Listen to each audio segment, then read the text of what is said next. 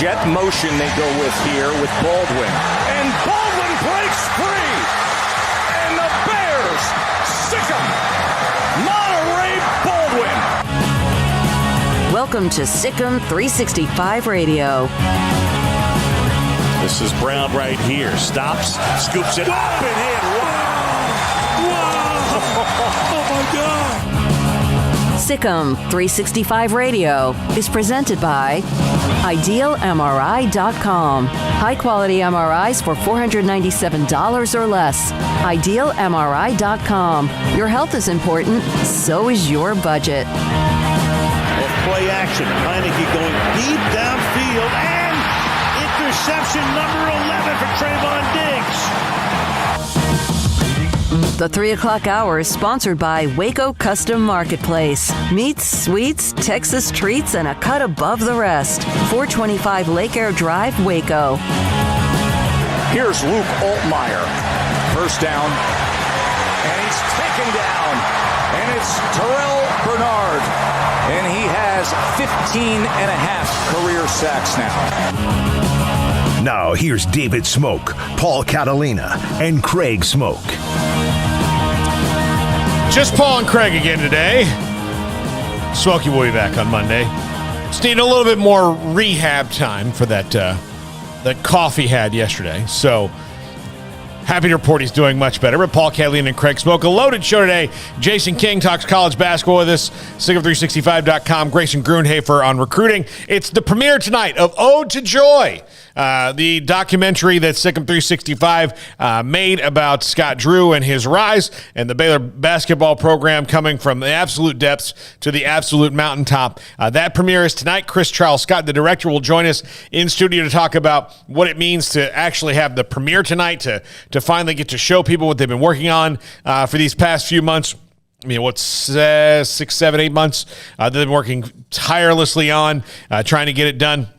We'll also talk to a Baylor assistant coach around 4:30. Plus, we'll hear from JT Woods, Terrell Bernard, and Grant Taff on today's show, and the top 5 at 5:55. But Craig, college football playoff non-expansion news today is as ACC Commissioner Jim Phillips, the wet blanket of college football commissioners now, has said that he has spoken, and all the coaches are unanimous that now's not the right time. He's also spoken with Clemson players that say that they don't want to play more games because they played 15 games in the season.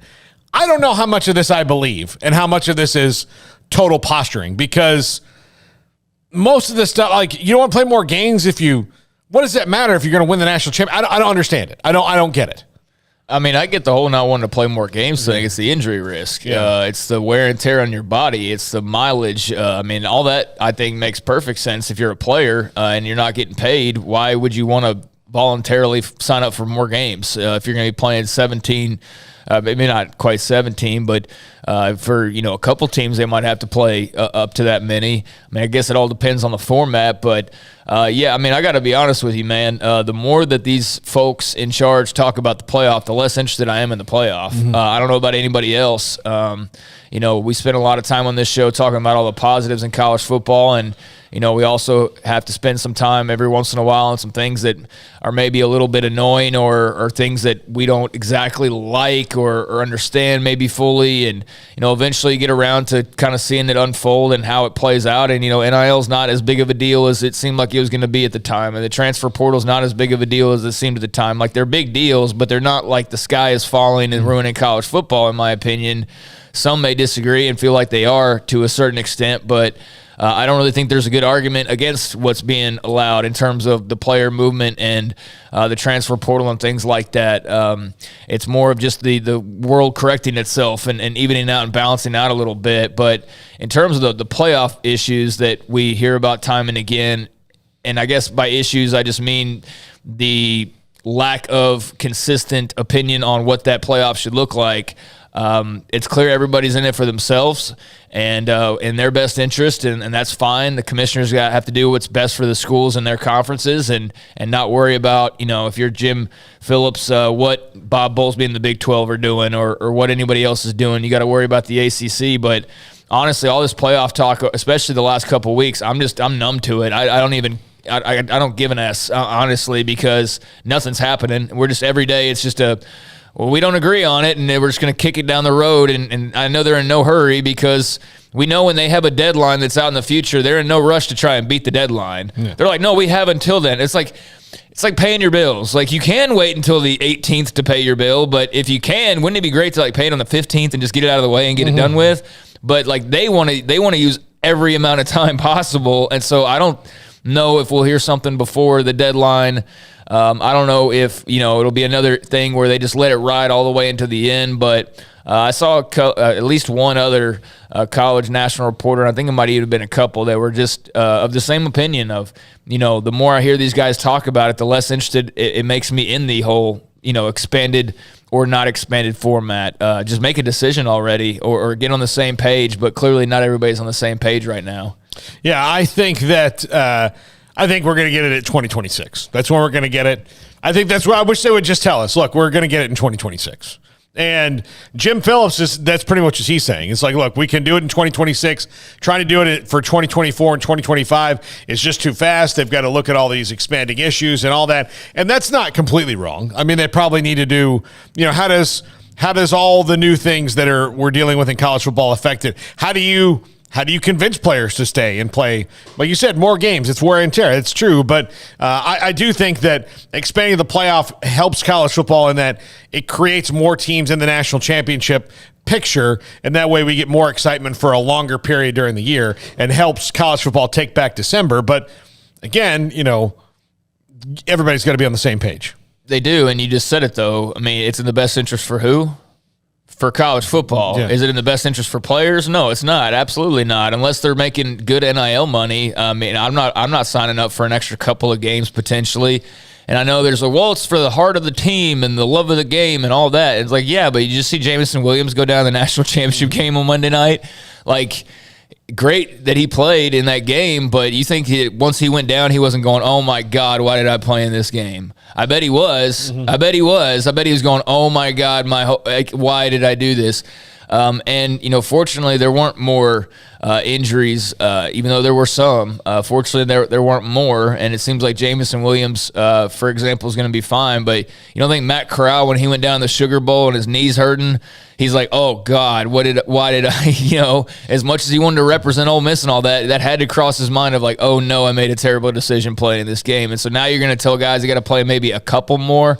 Now, granted, that would be for your Alabamas and your teams like that more often than it would be for your Central Michigans, your whoever's. But still, I think that if you want us to play more games, okay, well, what are you going to give us in return? Because I don't think this is just what's best for college football. I think the players have more say now than ever, and they're going to have a say ultimately in how much is allowed. But yeah, it's not the most important issue on the table, and that's why it's just been so funny to see so much talk about it. I am in agreement with Jim Phillips on name, image, likeness is more important to try and get their arms wrapped around, and the Alston case and governance issues. The NCAA is trying to remake itself, and we don't know what that's going to look like. So there's a lot of other things besides the playoff that they need to worry about in college football, in my opinion. I don't think it's maybe even top three most grave concerns right now, or grave's probably too strong a word, but the existing concerns, I'm not sure the playoff format's really in the top 2 or 3, quite frankly, in terms of the game of college football. The game of college football has been far more affected by all the other issues that I just mentioned than it has been by the playoff. Now, the playoff has had effects, obviously, but it's something that doesn't have to happen right now. I don't think they should kick the can down the road either till they're forced to have to make a decision. But they didn't get it done. They're still working on it. That's fine. And maybe we just stop hearing about it for a little while until they actually go have a meeting where something constructive happens, rather than another report of another meeting, of another result of which there was no outcome, basically, other than everybody just being in the same corner they were in to begin with. I mean, we've seen this now a handful of times where people have met and then come, back to do their little media deal, and it's the same result. Nothing's happening. Nothing's changing. Yeah. So it's not changing anytime soon, looks like. That's fine. Use this extra time to get to work on NIL.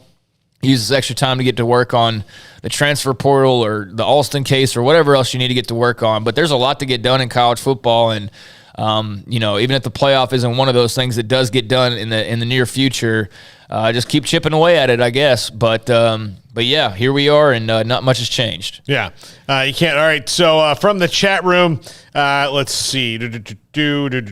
Scotty B said you enjoyed the article you wrote this morning, Craig. Oh, thank you. So, let's see. I'm surprised the Big Ten demanding Power 5 conference winners getting automatic bids in from the Birds' word. Yeah, I'm kind of surprised at that one, too, because I don't think it's one of those things that's, like, kind of unnecessary, if you're going to look, like, if I'm at the airport and if you're going to x-ray me anyway, like, why do I have to take my belt and shoes off? Right. Like, if I'm in the machine, like, and the machine can see everything that I'm doing, then why do I have to take my belt and shoes off? Like, it's just one of those things, like, yeah, we got a 12-team playoff and all the conference champions are going to be in, but, like, what scenario are they waiting for? Let's see. Where's another really good one here? From S. Michael LaHart, ACC is posturing to get Notre Dame to join, in my opinion. And that 2026, that's only 4 years from now. I doubt Notre Dame's position changes that much in 4 years, unless the College Football Playoff Expansion Committee all comes back and says, here's our only issue, is that Notre Dame only has to win 11 games to get in this thing, and the rest of us have to do all this other stuff. Yeah, I mean, I think the ACC's been, looking at Notre Dame and longingly for a very long time. And, as we know, Notre Dame's in no, position of where they have to make any type of a move at this point. And if I'm them, I'm not going to make any type of a move if I don't have to. I mean, why would you? You get in the playoff more often than not every time, of course, but more often than not. Play a great schedule even without being affiliated with a conference. You don't have to worry about a conference championship game, and you're Notre Dame. You're going to get the benefit of the doubt more often than not. And they're unique in that they aren't in a conference. But, yeah, the most tied to that they are typically is with the ACC. So if they were ever to make that jump, that would be the most likely landing spot, I would think. But we've also been talking about that for years, about Notre Dame and joining the conference. And where are we? They're still independent. And where are we going to be in 2 or 3 years? Probably they're still going to be independent, because I don't know why they would feel the need to have to join anything. But, yeah, I definitely think it's posturing.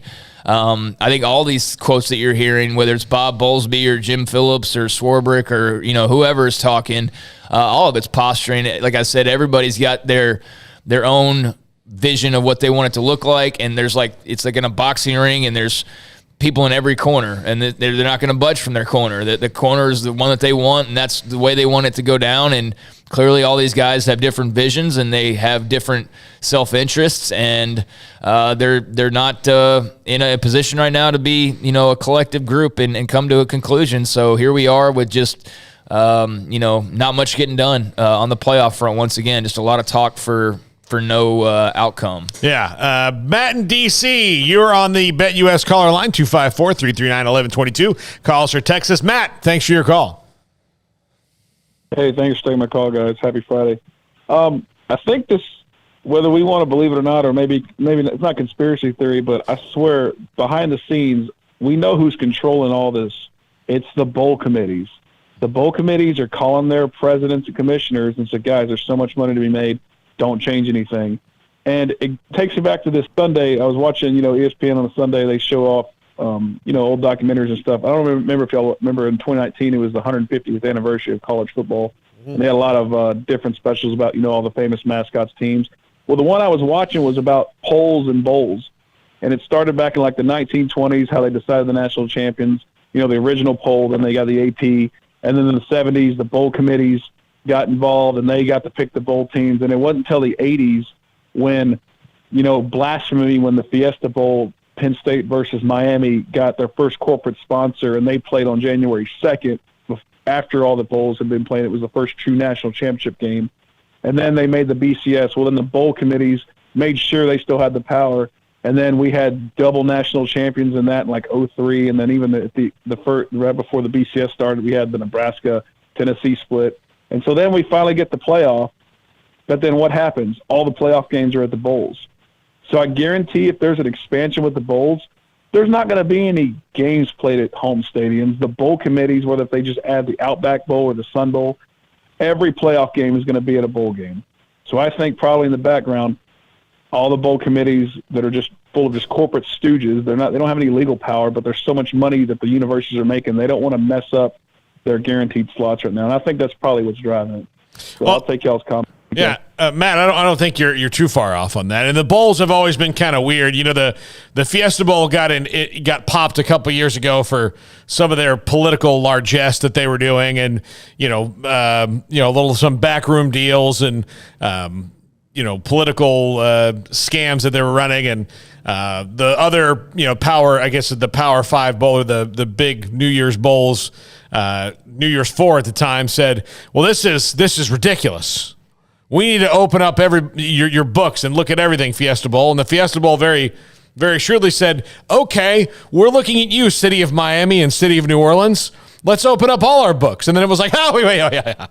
Look, you guys said you're sorry. That's fine. Yeah, we sometimes get a little out over our skis, and we're sorry. So, yeah, I wouldn't be surprised to see that because there's a lot of political and money that comes in through bowls.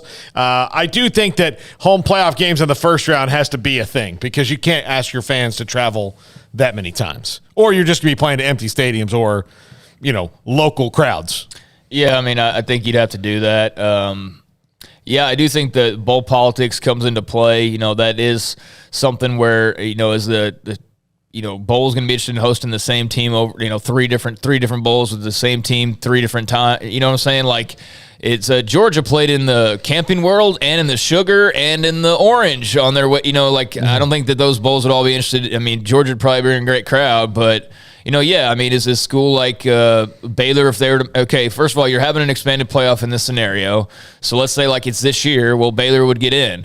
Are they going to have a fan base that can travel to 3 different bowl games if they were to make a run? No, absolutely not. They're not going to be able to do that. Maybe like a few hundred of those fans could do that, but most of them cannot do that. And even the bigger schools aren't going to have the same amount. They're not going to have 60,000 fans traveling to to go to Atlanta and then go to Dallas the next weekend and then go to like Los Angeles 2 weeks after that. I mean, that is asking a lot. So there is a lot of like ask more, and it's like, okay, where's the time? Where's the money? Where's the health? Where's the all that? And that's where like the fact that they're not getting a new expansion format or whatever approved right now is fine, because like I think Swarbrick or Phillips, one of them, brought up a good point of there are other issues to be addressed, like the transfer portal and the transfer rules and the amount of hours, the amount of games. Like, there's so many other things. I don't think the playoff is the most important thing facing them. And so that's where I do agree with, let's work on some of this other stuff that we kind of kicked down the road, or this other stuff that we just kind of let form on its own because we didn't want to make a decision on anything because we were too worried about legalities afterwards.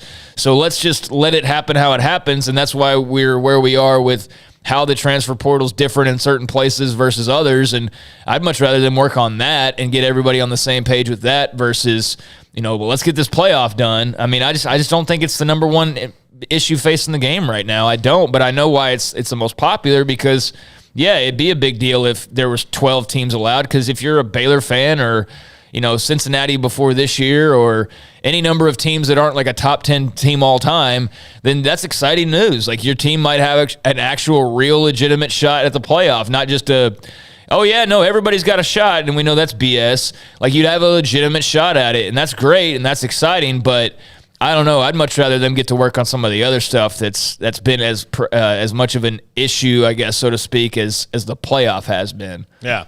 All right, Jace Pierce on the chat room. If you had to choose only one to fix and give guidance to, would it be the transfer portal or NIL? For me, it's NIL, as that has literally zero guidelines. Yeah, no, it'd be NIL for me as well. I mean, the transfer portal thing, I don't think is like I mean, really, what's the issue with it? The issue just needs to be windows so that it's not like... That's all, really. Yeah. I mean, just have a window, because I just don't... I'm not a fan of... I'm a fan of these guys being able to make the correct choice, ultimately. I don't think most people are arguing against that. We don't want to, like, hold them hostage at a school they're not happy at.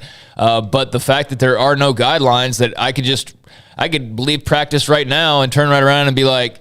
You're like the week before the season, you could transfer. Well, I mean, like Eric Gray at Oklahoma. You can announce your transfer in the season if you like. Yeah, you can transfer during the middle of the season. So to me, I think like, look, if you're going to announce that you're going to transfer in the middle of the season, that's fine. But you shouldn't be able to do that until, everybody's shoulder pads are hanging out. Yeah, I mean, I'm thinking of Trey Bradford, not Eric Gray. Trey Bradford goes from LSU to Oklahoma, back to LSU before the season even starts. It's like, what is that? Like, I mean, I'm all for freedom and moving around, but what the hell is that? That's not cool for anybody. It's cool for Trey Bradford and Trey Bradford alone, and the fact that he moved that many times in that short of a period tells me he doesn't really know what he's doing. Yeah. Like, I'm sorry, but he really does not have any clue what he's doing.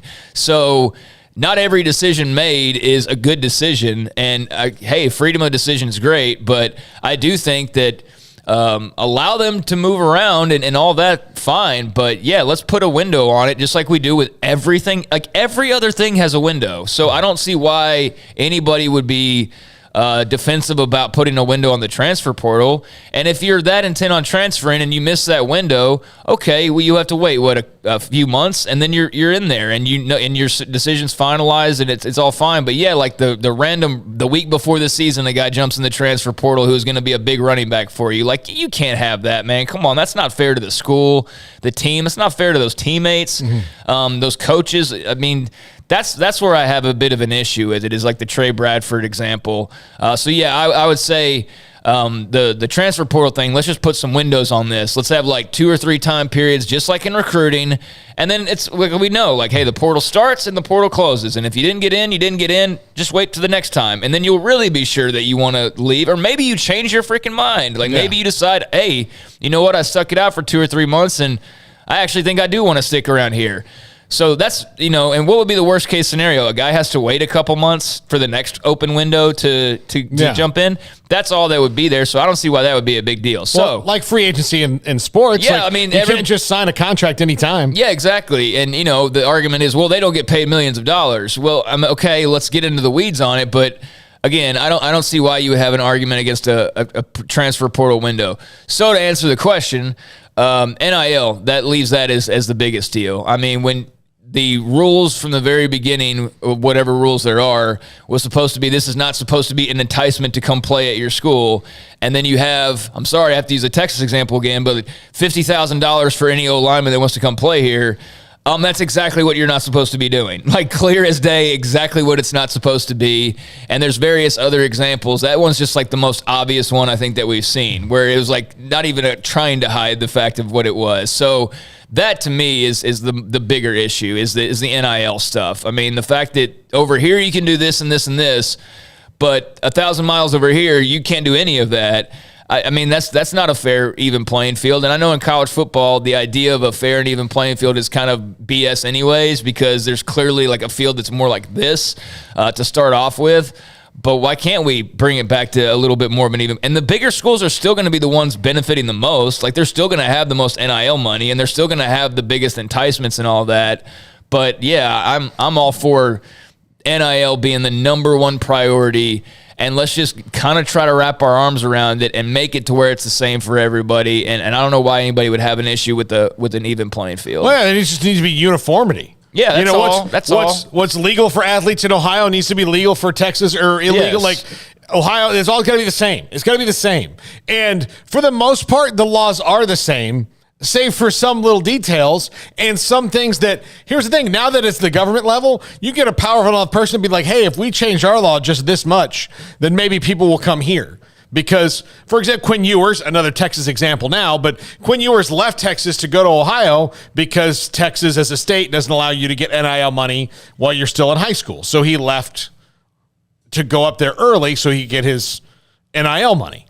And that he's perfectly entitled to do that as a citizen of this country. But, it didn't, like, you've got these laws that are just different, and it needs to be uniform. That's what governing bodies are supposed to do. They just have the inability to do it now. all over the board. All right, back to the BetUS caller line. Chris in Missouri, thanks for your call. Hey, guys, how are you today? Hey, I've got a question. What is going on with the Houston Texans? That seems like a franchise in turmoil. They were a couple years ago, they were in the playoffs. They were doing real well. And then J.J. Watt, the two-time defensive player of the year, just up and leaves. And you had Hopkins, who was traded away for nothing. Your quarterback, he's got, 22 sexual assault charges against him. And the coach, who's only been there 1 year and had no weapons whatsoever to fight with this year, got fired. I don't understand how they could be mismanaged so badly or what the problem is, but they're like the new Cleveland Browns. I'm just curious to see what you guys are thinking. Thanks. I think there's a simple answer. Bob McNair, who is an excellent owner and a guy who knew how to run an organization, died. And his son, Cal, who does not, took over. So, I'm going to use a Succession reference here because I've been watching it. It would be like if Connor, who's the idiot kid on Succession, was the one who got the keys to the throne there. I mean, pick any, big, gigantic business that's run by a family and the dumbest kid takes over.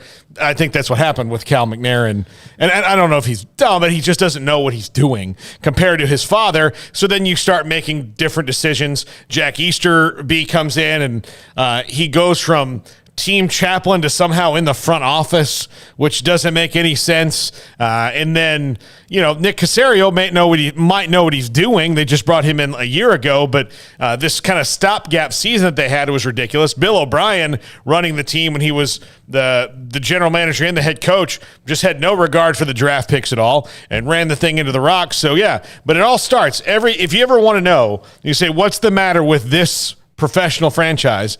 It's almost always the owner. Yeah, I mean, it usually boils down to management. I'd say, though, while that's probably the main reason why is just bad management, I think the number one reason is Deshaun Watson. I mean, the fact that you had him and everything was great, and he's the star of the present and the star of the future, and the whole franchise is building around him, and all of a sudden he's not only not available, but he's not even the guy that you thought he was, potentially. Did you ever hear a bad word about Deshaun Watson before all this stuff broke? No. Did you ever even have a thought in your mind that he was like some bad seed or nope. No, you thought he was just some good dude, good football player, going to be around a long time, going to lead the Texans for the next, 10 years or whatever. And then it turns out he's not allegedly who we thought at all. He's actually like a real scumbag, and he's hit it really well, apparently. This and that, depending on what, allegations you want to believe. But, man, there certainly are a lot of them, and it's kind of hard to move beyond that volume of allegations. But I think that's, one of the big things. Just your franchise quarterback turned out to not be the guy you thought he was, and definitely turned out to not be the guy who's going to be leading you for a while. And that just kind of threw everything for a loop because at that point, you're rudderless. I mean, all of a sudden you had a franchise as well that not only had their star quarterback of the future, but had a lot of weapons around him. And then all of a sudden J.J. Watt's gone and your receivers are gone and DeAndre Hopkins is gone. And yeah, I think it's management. I think that Deshaun Watson issue just threw them for a total loop. And so you combine that unexpected disaster, PR fiasco with bad management, and you just got a whole world of just crap right now, basically. I mean, it's a mess. And then, David Culley, I feel like he did an excellent job for what he was asked to do. I'm glad he got paid well for the less than a year, I guess, that he was on the job. But, I respect the hell out of him because he did a lot more with that team than I think anybody thought he could do with that team. And he's probably better off for getting out of there and not, having to be attached to the Cal McNair for the foreseeable future. Yeah, absolutely. All right, we'll take a break right here. When we come back, Jason King, Sikkim365.com, talks a little Baylor and college basketball with us. This is Sikkim 365 Radio, 365 Sports. Riverbend Liquor and Wine, Lakeshore Drive and North 19th Street here in Waco, a hidden gem. Look, if you're looking for anything, especially when it comes to high-end bourbons, they've got the best in high-end bourbons. If you're looking for craft beer, can't beat their section of craft beer. And just about anything, wine, they've got a great section of wines just throughout the kind of the back half of the store there. If you are in the market for that such a beverage, then you can go to Riverbend Liquor and Wine. Their customer service, second to none. They've got a drive-through window that's really speedy. So especially if you know exactly what you want, if you say, I need a bottle of Bardstown and I need some gin and I need some of this, and you'll be on your way. Click, click, clack, done. They are so fast in that drive-through window. And again, like I said, their customer service is second to none. Riverbend Liquor and Wine, Lakeshore Drive, North 19th Street in Waco. Find out more on Facebook and Instagram. This month, it's all about the championship drive as our hometown team celebrates the Big 12 championship and a Sugar Bowl win. So can you in your new vehicle from Allen Samuels Chrysler Dodge Jeep Ram in Waco. During the Start Something New sales event, shop for power, performance, and reliability from our selection of the new 2021 Ram 1500 Lone Star. Are you planning your next adventure? Choose from a range of Jeep models, including the 2021 Jeep Grand Cherokee. Take home the trophy from Allen Samuels in Waco. Come by. Let's be friends. How did Edward Jones become one of the biggest financial service companies in the world? By not acting that way. Financial strategies, one-on-one advice, it's a big difference. And that's why Brad Wilson, your Edward Jones financial advisor, makes sense of investing. Experience the difference for yourself. Brad Wilson, 250 Sharon Drive in Woodway, 254-776-4337. Edward Jones, member SIPC. Automatic Chef Canteen is a full-service micro-market vending and office coffee provider with state-of-the-art vending equipment, a wide variety of products, and offering custom-fitted micro-market vending office coffee solutions for your employee break room. You want a full break room solution and a workplace oasis? Well, Automatic Chef Canteen, locally owned and operated for over 50 years in Central Texas, also includes in-house mechanics on call 24/7 for fast, reliable service and maintenance.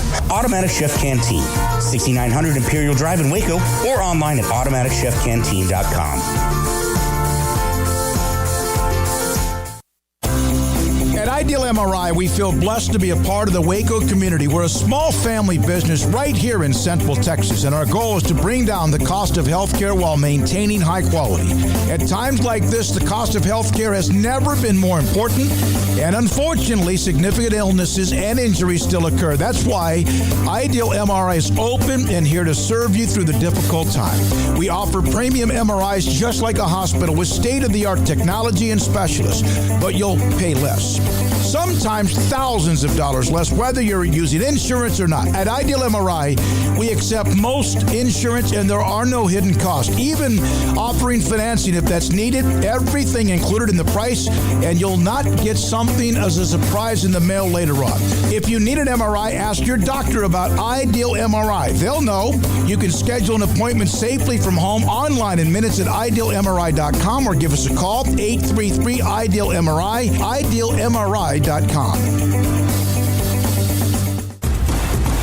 Hey, this is Bryce Petty, former starting quarterback and two-time Big 12 champion, and I know firsthand the importance of being in top shape both on and off the field. So listen up, men. If you're feeling beat down day in and day out and looking for that high-performance edge that separates the men from the boys, then look no further than the Petty Clinic Low T in Waco. Petty Clinic is a comprehensive men's healthcare clinic with an atmosphere catering to men. Board-certified Dr. Kent Petty has a special interest in offering the highest quality medical care to men of all ages. Some of the services offered include screening and treatment for low testosterone or thyroid, infertility, high blood pressure, diabetes, high cholesterol, sleep apnea, while offering comprehensive wellness exams and complete men's health lab panels. High performance men, remember, it's not just a Petty thing. This is Bryce Petty, encouraging you to reach out and Google search Petty Clinic Low T or go to pettycliniclowt.com and get your complimentary lab screening today.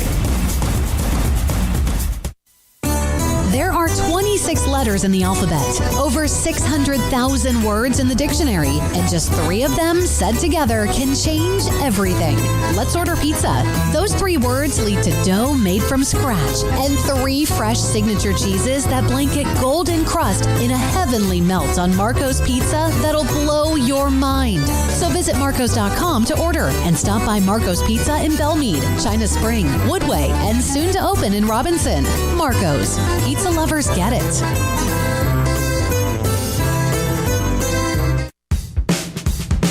Welcome back to Sikkim 365 Radio. Call us on the BetUS hotline, 254-339-1122.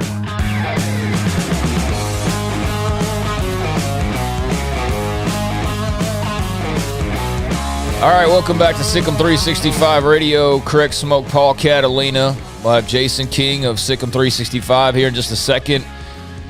Starting to enjoy the daily transfer portal updates. As much as we talk about it, it's been interesting to see like the names that have jumped in on a daily basis. And one big name that jumped in on the transfer portal today was Oregon running back Travis Dye. He is in the transfer portal.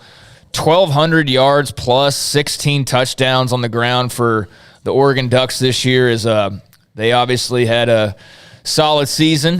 Not quite what they wanted it to be ultimately, but that's a really good player now in the transfer portal. So Travis Dye of Oregon will be likely playing somewhere next year. Definitely one to keep an eye on, but I believe we now have Jason King, do we not? We do. Jason King, Sikkim365.com joins us now. And Jason, Baylor has got Oklahoma State this weekend, and that's a team that, it started out with a lot of gumption and, we're going to play for pride kind of a thing, but it appears that maybe their season to end with nothing might be starting to wear on them a little bit. And with Baylor coming off a loss, is this a good team to maybe see before you get back into the teeth of the Big 12 Conference? Yeah, I think so. I mean, Oklahoma State traditionally, especially the last 2 or 3 years, has always played Baylor really well, even at home. I mean, we can think back to that great game a few years ago when Mike Boynton got thrown out. I mean, they just always seem to be ready to play Baylor. But I agree with you. They are in a lull right now, along with losing some key pieces from last year. I just kind of wonder where their heads are right now with nothing to really play for other than pride. And it takes a toll after a while. I think that's what we're seeing. I was a little surprised that things were as lopsided for them last night as it was. But the other thing is I just think they're catching Baylor at the wrong time. I mean, if Baylor doesn't come out and play like their heads are on fire, or their hair's on fire, whatever the term is, I mean, they should come out with so much energy and spunk. And after the way they played the other night, I think we're going to see Baylor. I don't want to say it's their best, but definitely much, much better than we've seen the last couple of weeks. I think the last few weeks, you hate to say you could kind of see it coming the other night with Texas Tech. I don't know if that's the team I would have picked to beat them, but I definitely sensed that something was off with Baylor for the last couple of weeks. And so maybe what happened Tuesday night will be a good thing, and it'll help them moving forward. As you alluded to, Jason, I think everybody kind of felt like something's going to give eventually. I mean, they're not just going to keep winning and winning and winning, and things were kind of, they'd overcome maybe certain issues here and there. But what were kind of your prevailing thoughts coming out of the Texas Tech game, other than, Baylor had showed that they were beatable and that it wasn't a complete shock necessarily. But what did you see? Obviously, Texas Tech is a very good team and not a loss that you hang your head about too much. But what were maybe some of the concerns coming out for Baylor? To me, I hate to just be this simple with it, but I just don't feel like it. And I noticed this when they played Oklahoma as well. I just don't feel like they came out with the same presence, the same defensive intensity, the same swagger. I hate to use the word complacent, or the term fat and happy, but I kind of feel like that's how Baylor's looked for a couple of weeks now. I mean, when teams are driving to the basket as easily as they were when they played Oklahoma, when teams are shooting 60% against you, to me that just speaks to not coming out same energy and passion as you had for maybe, a Villanova or maybe some of those games in the Bahamas or maybe even Oregon. And I feel like that was part of it. I think not having Jeremy Sohan is a big deal. He's really good. I mean, I think he would have helped so much with that length and rebounding and altering shots. And the thing is, even though Baylor did not play well at all, they still were right there in a position to win the game. I mean, there's as much reason as there is to kind of be discouraged. At the same time, I'm kind of encouraged because I was like, they still almost won that game. I mean, Flagler missed some key free throws down the stretch. LJ Cryer, I thought missed some really good looks from three, and Tech made some really tough shots. So I think they scored on their last 4 or 5 possessions. So I don't know. If you're a Baylor fan, I would not hit the panic button. Like you said, these things happen. I think they're 69-7 over their last 76 games. So it was going to happen, and teams go through adversity. That's how they get better. And so hopefully they'll spin this into a positive. Yeah, they played their worst game they've played in 2 full years, and they lost by a basket. So, right. Yeah, they still, at the end of the game, they have a chance to tie it and send it to OT. Do you think that maybe, Matthew Myers played really well defensively this year, especially growing, but offensively they haven't gotten much from him. Do you think that maybe he might be too in his head about that a little bit, and they might need to let him fly a little bit more offensively? I think you're absolutely right. I think it's probably more of a mental thing now than anything. Sometimes I feel like that guy just needs to hit a shot early and then he'll get going. But I think the last couple of games he has hit a shot early, and then it's like nothing. But I don't know. I definitely don't think the way to solve that problem would be to bench him or to limit his minutes more. If anything, maybe especially in a game like tomorrow, maybe if you're up, you just give him the greenest light he's ever had. Just do something to get his confidence going again.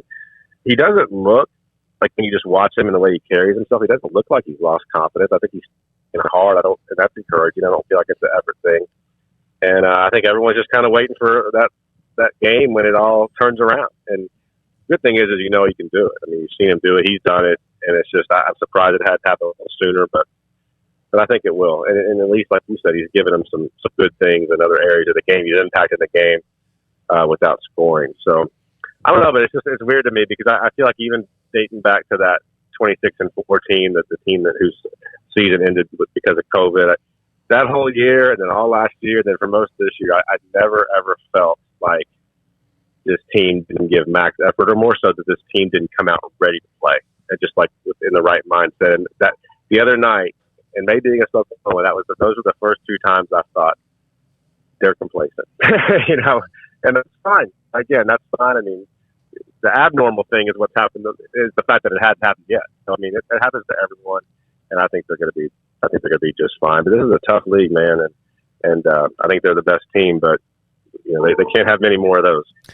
Jason, what do you think of Texas Tech? I mean, I know a lot of people have been high on them already, but maybe even higher now, seeing what they've done over the last week with two massive wins before the win over Oklahoma State last night. But, the back-to-back top 25 wins that they got, and just a lot of, you mentioned the word swagger. It seems like they have a lot of that with Mark Adams right now. I mean, to me, they're one of the biggest surprises in college basketball. I'm shocked. I mean, to think, if you had ever told me that they were going to come in Waco without Shannon and beat Baylor, I would have said no chance. I really felt like Baylor was going to win that game by double digits, so it shows you what I know. But yeah, I think everyone knew the guy's a great coach. The word on Mark Adams was he was always kind of the secret behind Chris Beard's success, or at least a big part of it. And the question I think I had, and most people had when they decided to make him the permanent guy, is how's he going to recruit? Is he going to be able to get players there? He's kind of a mild-mannered guy, is he going to be able to get guys? And we'll see how that goes. But he's got some good transfers in there, and they're winning a lot of games because of how good of a coach he is and how ready his guys are to play. So I like seeing it. I like a lot of parity in the league, and I'm happy for him. Do you think that? Obviously they've kind of shaken it up this week, but maybe Texas is out of this, not out of the race necessarily, but out of the eye, and it's maybe Baylor, Kansas, Texas Tech at the top now? Well, I think that's the kind of the knee-jerk reaction to say that.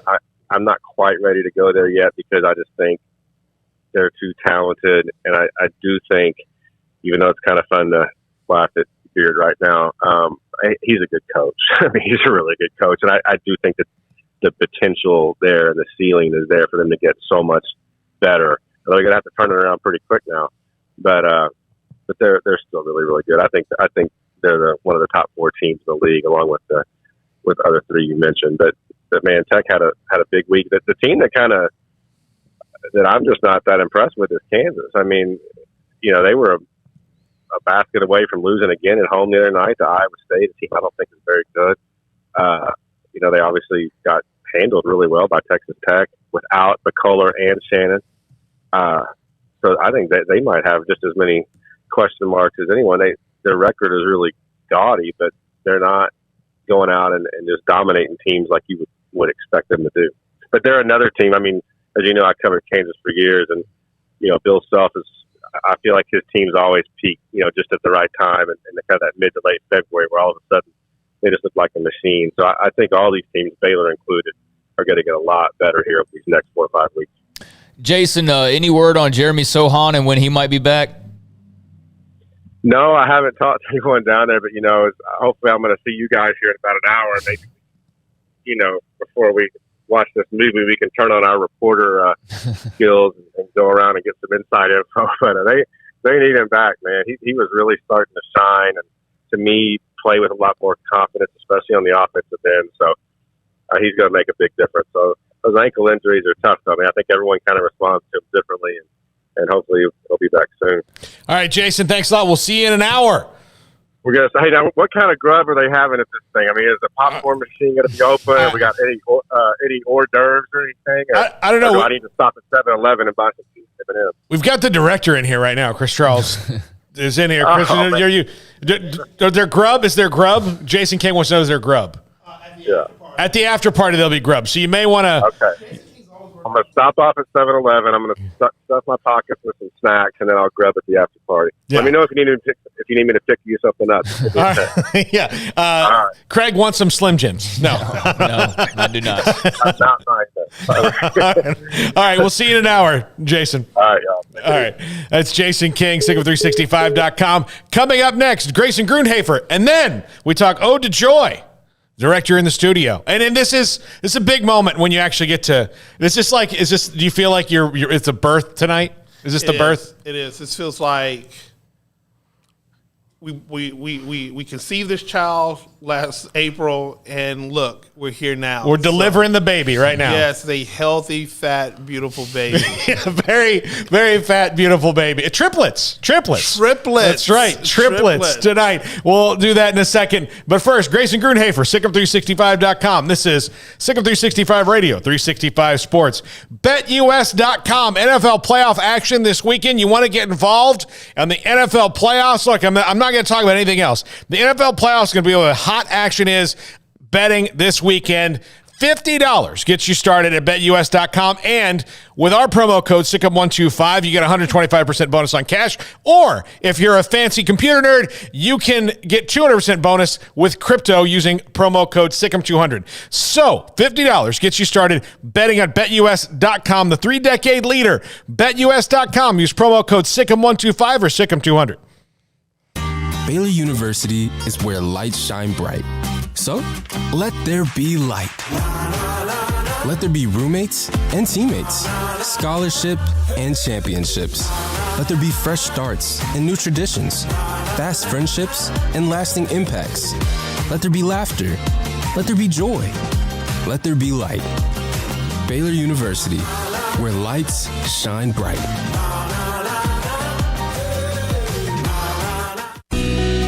Camille Johnson Realtors guide you seamlessly through the process of buying your dream home or selling your current one. Commercial, farm and ranch, or residential, Camille Johnson Realtors can smoothly and successfully lead you through any transaction. With a team of 28 experienced agents who are excited about serving you, Camille Johnson Realtors services the entire greater Waco area. If you're in the market to buy or sell, contact Camille Johnson Realtors, 104 Midway Center in Woodway, or find them online at www.camillejohnson.com. Camille Johnson Realtors, elegant, charming, warm. Welcome home.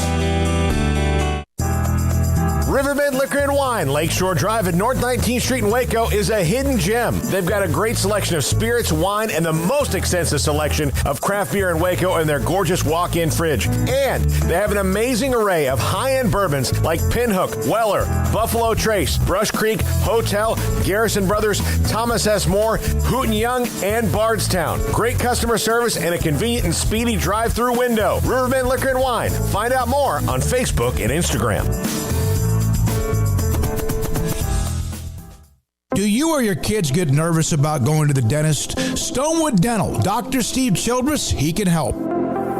I've spent a career taking care of patients who as children had bad experiences, and now they're adults that hate going to the dentist.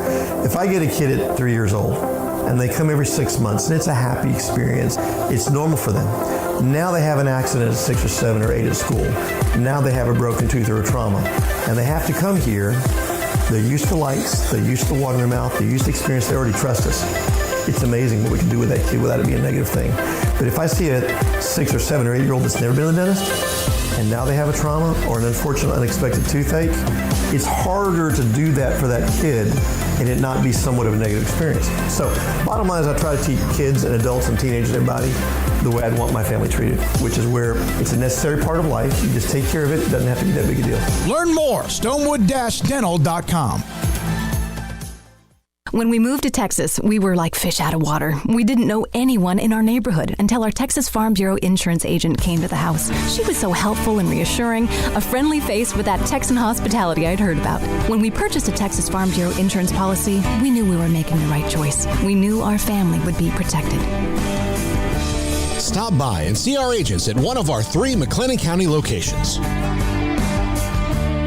Coverage and discounts are subject to qualifications and policy terms and may vary by situation. It's plain and simple. Waco Custom Marketplace is the one-stop shop for what you need for tailgating, from charcoal, cold beer, and wine. And, of course, customize your order with brisket, tri-tip, sausage, wings, smoked pork tenderloin, country-style or pork spare ribs, marinated beef and chicken fajita meat, ground beef and chili, meat, hot dogs, and burgers, buns, seasoning, sauces, chips. There's fresh baked bread and kolaches every day, breakfast sausage links. And you can also customize your favorite cut of steaks from Select, Choice, or Prime, bacon wrap fillets, ribeyes, New York strips, sirloin, T-bone, and porterhouse. Full service butcher shop includes pork, poultry, beef, chicken, and seafood, serving Waco restaurants and families since 1940. Your one-stop shop for beef, pork, poultry, and seafood needs. Waco Custom Marketplace, 425 Lake Air Drive, or WacoCustomMarketplace.com.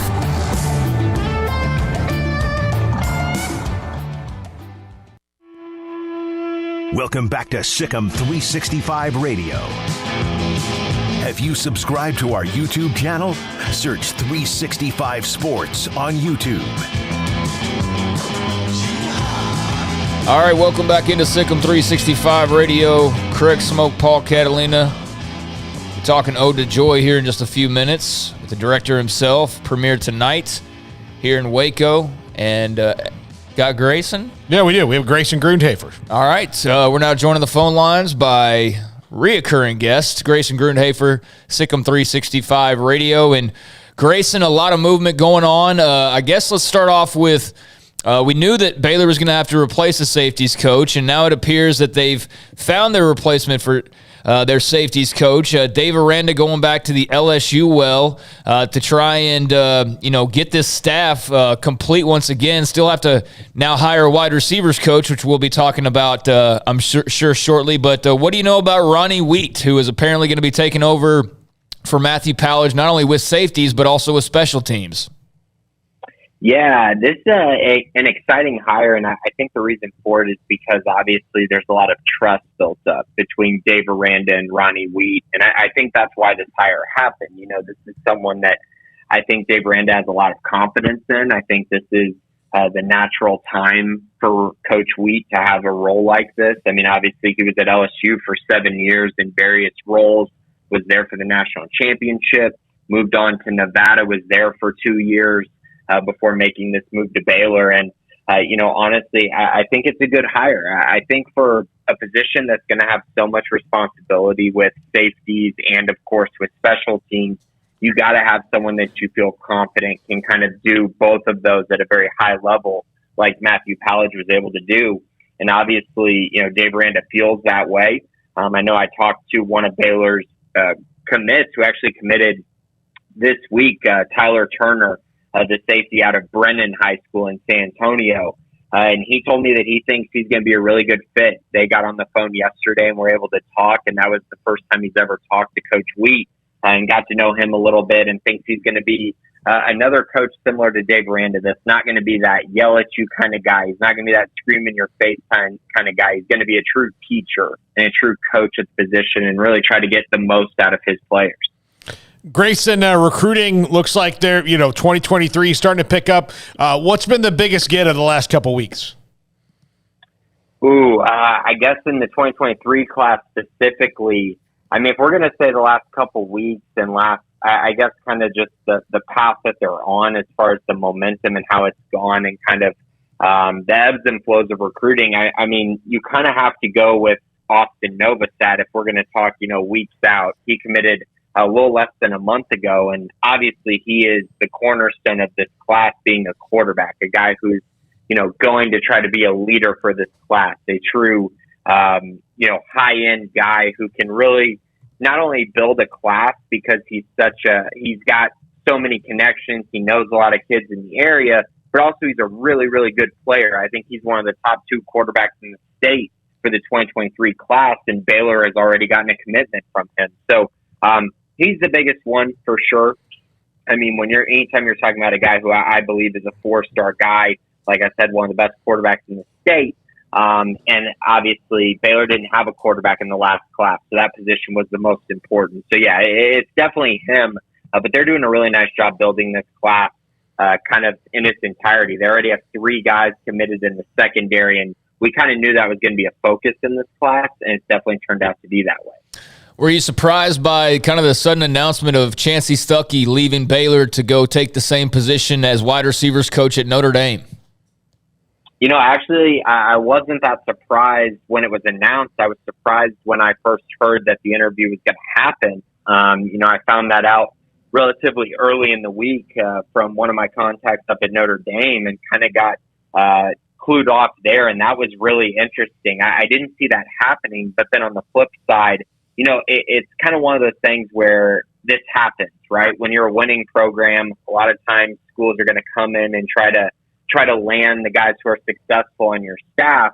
And it turns out, Chancey Stuckey was one of those guys, and he's going to be at Notre Dame, and I have no doubt he's going to do a very nice job there. But on the flip side, I have no doubt that Baylor is going to go out and hire an absolute rock star for the wide receiver position. They obviously are going to focus in on that spot and really try to land, a high-profile name, and we'll see if they're able to do that in the near future. Grayson, what are you hearing on the transfer portal?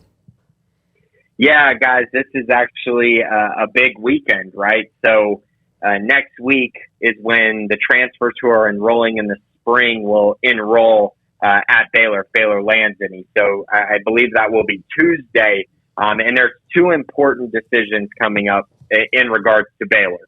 So the first one is Jackson Player, the Tulsa transfer defensive tackle, played high school ball at Midway. Really, really good player. He's proven that he can play at the Power 5 level with what he did at Tulsa. Really made himself an all-conference guy. It would be a great ad for Baylor. Baylor wants to add more depth on the defensive line, and he would definitely bring them a high-end depth piece, and he'd be, in my opinion, a starter, obviously, for this Baylor team next year. And it looks like he's going to be down between Baylor and Arkansas. And Arkansas is getting the last visit. They're going to get that visit this weekend. Baylor, actually, the past couple days, Jackson had been on his official visit at Baylor. So those 2 visits back-to-back, we'll really get to know what Jackson is going to end up deciding. I believe he will decide on Sunday and then enroll at the school of his choice on Tuesday. The other decision that is also being one that I'm closely monitoring is Oklahoma transfer cornerback Latrell McCutcheon. He went to high school at Austin LBJ, was a 4-star cornerback in high school, played his true freshman year at Oklahoma, and now with Lincoln Riley leaving and Alex Grinch leaving, he decided to enter the transfer portal. And so I think he is between USC, Baylor, and LSU. That's kind of the vibe that I'm getting. He visited Baylor this week, and so there's obviously that part of it. But then he's going to USC this weekend. So it's kind of this reoccurring theme that Baylor got guys to visit, but they didn't get the last visit. So we're going to kind of see how that plays out for this Baylor staff and how they're able to seal the deal with these 2 guys who would be massive pickups out of the transfer portal. obviously, Craig, you and I have talked about this a lot, but they have to land a cornerback. At least that's the feeling that I'm getting, is that they really want to land a proven cornerback out of the transfer portal, and Latrell McCutcheon would be just that. Grayson Grunhay for SicEm365.com. Grayson, thanks a lot. We'll talk to you next week. Thanks, guys. Appreciate it. All right. When we come back, Chris Charles Scott tells us what it's like to birth film triplets tonight. This is SicEm 365 Radio, 365 Sports. American Bank has been serving Waco since 1952, and we're just getting started. Hi, I'm President and CEO Dana Hassel. Over the past few years, we've been busy investing in new technology to give you the best banking experience possible. We've also expanded our downtown branch and built 2 state-of-the-art buildings at our Woodway and Belmead locations. With bright open lobbies, plus fast, personal, interactive teller machines, everyone in Waco is now just minutes away from face-to-face banking. Visit us today and see how we're invested in serving you at American Bank. Member FDIC. Don's Humidor, your home with a 48-foot walk-in humidor with the elite cigar brands from around the world, including the #1 cigar of the year, Aging Room Cuatro Nicaragua. Plus, they have the great brands like Macanudo and Artur Fuente, Rocky Patel, Aston, and so much more. CBD, great for sore muscles, aches and pains, sleep, Vita Dreams, and anxiety, mild depression, general health and wellness. Their staff very knowledgeable on the subject. If anyone is curious about CBD, ask Carol and Ashley. Don's Humidor in the Townwest Shopping Center off Valley Mills in Waco. The year is wrapping up, sports bettors, but BetUS still has your NBA, NHL, college football bowls, UFC, PGA, and of course NFL betting lines up for their 27th year. Live betting on all of it. Log in to BetUS.com today. Use our promo codes SicEm125 for 125% bonus on cash, or SicEm200 if you use crypto. So use the 3-decade leader, BetUS.com. Use promo code SicEm125 and SicEm200. In the market for a quality metal building? Since 1943, Pioneer Steel & Pipe has helped Central Texas residential and commercial customers with metal building design, panel options, building components, and trim options. Pioneer Steel & Pipe's residential line is energy efficient, offers low maintenance, reduces insurance payments, is impact resistant, and carries up to a 45-year limited warranty. In addition, they can also help you find a metal building contractor for your project. Pioneer Steel & Pipe with locations in Waco and Bryan and at pioneersboys.com.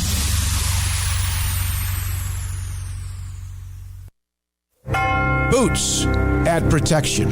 Good boots help you climb better and move forward faster. And when your son or daughter steps into the boots of a U.S. Army officer, they also learn how to lead. In these boots, they'll gain more confidence with expert training in one of more than 150 occupational specialties. In these boots, they'll stand a little taller and lead a team with diverse backgrounds and areas of expertise to successfully accomplish whatever challenge comes next. In these boots, they'll earn respect with valuable experience from day one that will give them solid footing for success into the future. Highly qualified candidates who earn a spot on our team can receive comprehensive health care coverage, college tuition assistance, and a bonus of up to $40,000. See all the things your son or daughter can achieve in our boots at GoArmy.com. U.S. Army Waco Recruiting Company, 254-598-8131 or 254-776-1543.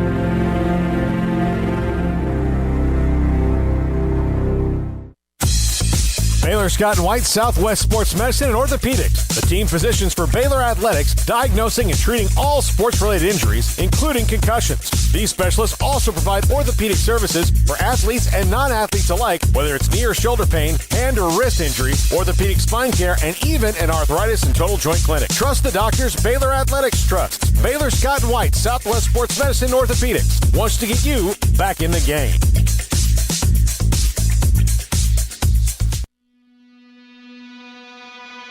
Welcome back to SicEm 365 Radio. They're going to throw, and they're going to score. It is Thornton celebrating with his teammates. The 4 o'clock hour is sponsored by Boozer's Jewelers, the wedding ring store, specializing in custom jewelry and repair, all in-house. Now, here's David Smoak, Paul Catalina, and Craig Smoak. Welcome back. SicEm 365 Radio, 365 Sports. Today is a big day for our company. It's huge. Sikkim 365. We get to premiere Ode to Joy, which has been a labor of love for the last 9, almost 10 months.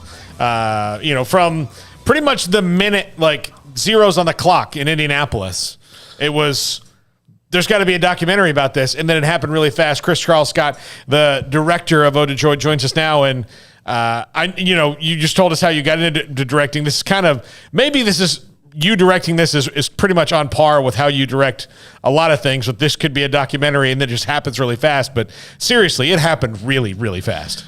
For us to, you're right, I was in Lucas Oil Arena when the text started coming, we should do a documentary, I texted my agent that night. I was like, there's got to be a documentary. And my former agent was like, no, that's already been done. And she sent me the screenshot of Disgrace. I was like, you do not get it. The ending has been written tonight. Like, this is a tale, a story that you cannot make up. And we just watched the ending to this. I said, this is a completely different project than the Showtime documentary Disgrace about the Baylor basketball scandal. And here we are. We have 3 episodes tonight that we're showing all back-to-back in Waco Hall tonight. Each segment is about 55 minutes. And to do a 3-part documentary series in less than a year has been a grueling feat, but the product is absolutely gorgeous. It's awesome. We nail it. We nail it. So thank you, Sikkim 365, for putting your money where your mouth is, and the membership supporting this. It's going to be awesome tonight. Yeah, it's incredible that we're here. Like, what does it feel like to be on the day of and to know that, like, oh, there's no more editing? I mean, I'm sure there's things after the fact you're going to do, but there's no more getting it ready. I mean, now it's playing. It's actually playing. This is it. Yeah. I mean, the ticket link went up. Tickets are being sold. Waco Hall, we just did a run-through with Waco Hall. This is happening. And there's a buzz over at Waco Hall. There's a buzz on campus. Last night at dinner, we ate at Diamondbacks, and the waiter was like, hey, I heard that you guys are the ones who did the documentary. Can't wait to see it. Man, there's a buzz. People have been anticipating this. Your message boards have been anticipating this, and we're here. Yeah, and I feel very privileged. I've never been to a movie premiere before, and listen, of the people in this room, including Armstrong, who's a film student, I believe I'm the biggest movie buff, and this is so. When it comes to film in general, this is a big night for me. You know, what are you wearing? You have your outfit. Who are you wearing? Who are you wearing tonight? Old Navy. That's what I'm like. Old Navy and New Balance. That's what I'll come in. But yeah, saucy. Yeah, saucy. Yeah. But it's really cool that we get to see it first, and then eventually the world will get to see it. You know, that like everybody it'll be available on a streaming service. And yeah, we produce this film without the Baylor mindset.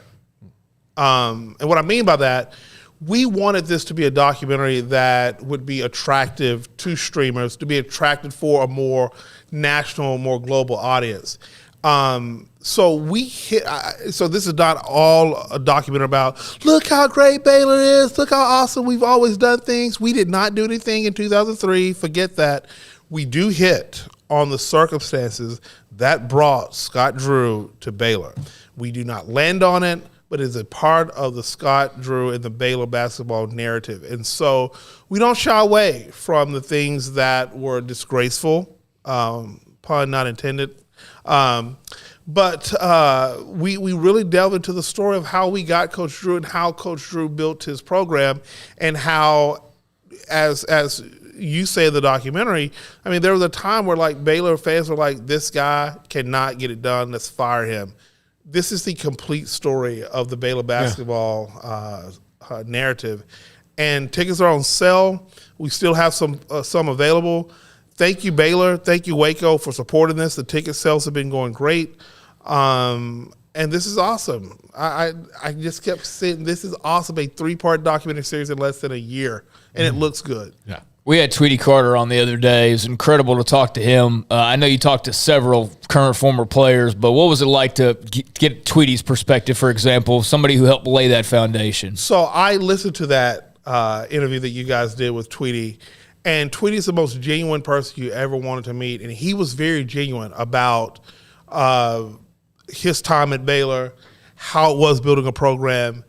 But the two in the early stages of Baylor basketball, as you guys know, the two significant figures, Coach Drew, Tweety Carter.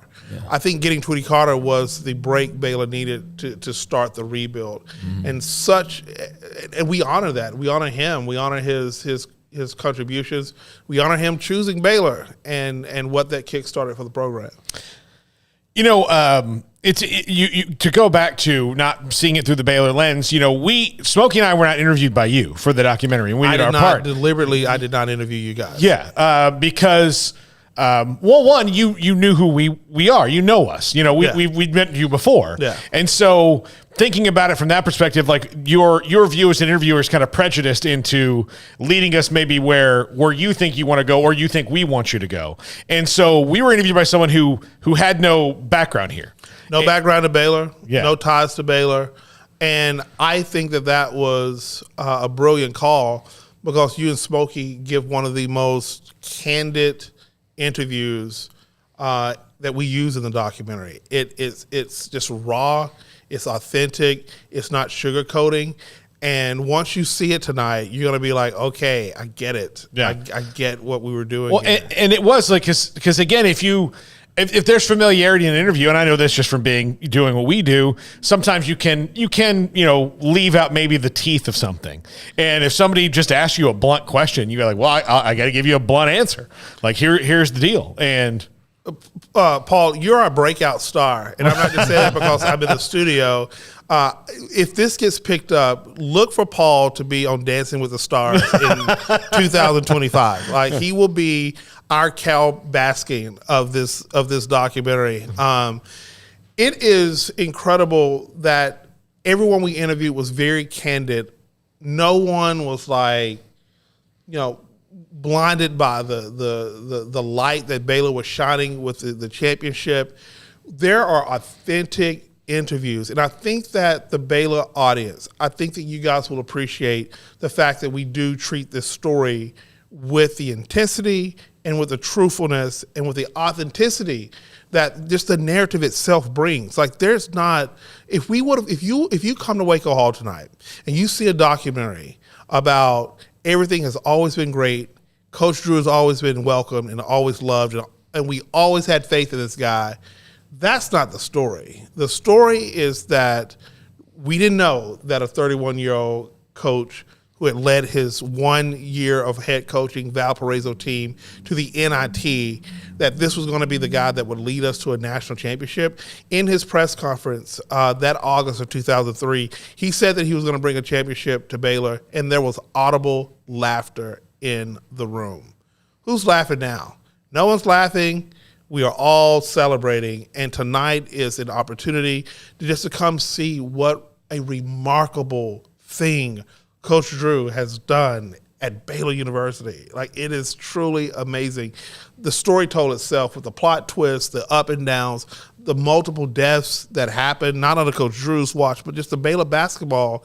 We show you how Baylor basketball before Scott Drew had been a snake-bitten program. And so 18 years and he wins a national championship. Jim Nance, the night of the national championship, he goes, Baylor has just completed one of the greatest turnarounds in all of sports history, and you will see that story tonight.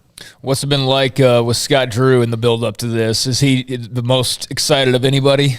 I call Scott Drew my co-director. Yeah. About 90% of the people that we interview, he directed us toward. We went to Phoenix and interviewed Homer, his dad, Hall of Fame coach, his brother, great basketball player, 6 seasons in the NBA, and his coach at Grand Canyon University, and the most athletic Drew, Dana Drew, the sister.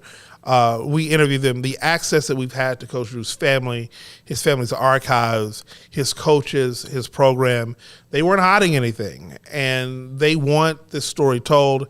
And I cannot wait for Coach Drew and the staff to see this.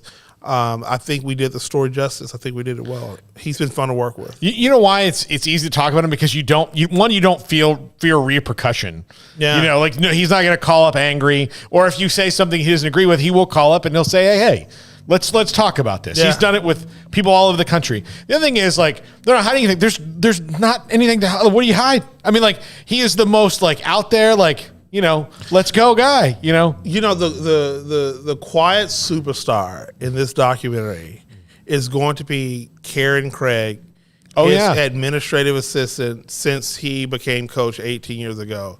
We focus group this in Florida, in the Tampa Bay area, and she overwhelmingly, people are like, who's this person? We love her. Like, she is, when you think of, when people think of Texas women, the drawl, the talk, the dress, she's going to be a breakout star. Oh, yeah. Everybody's going to love her. Love her. Yeah. I look, everybody who meets her loves her. She's got that. I can't wait for people to meet her. Now, what's the harder part, culling through interviews and going, well, this is good, but not great?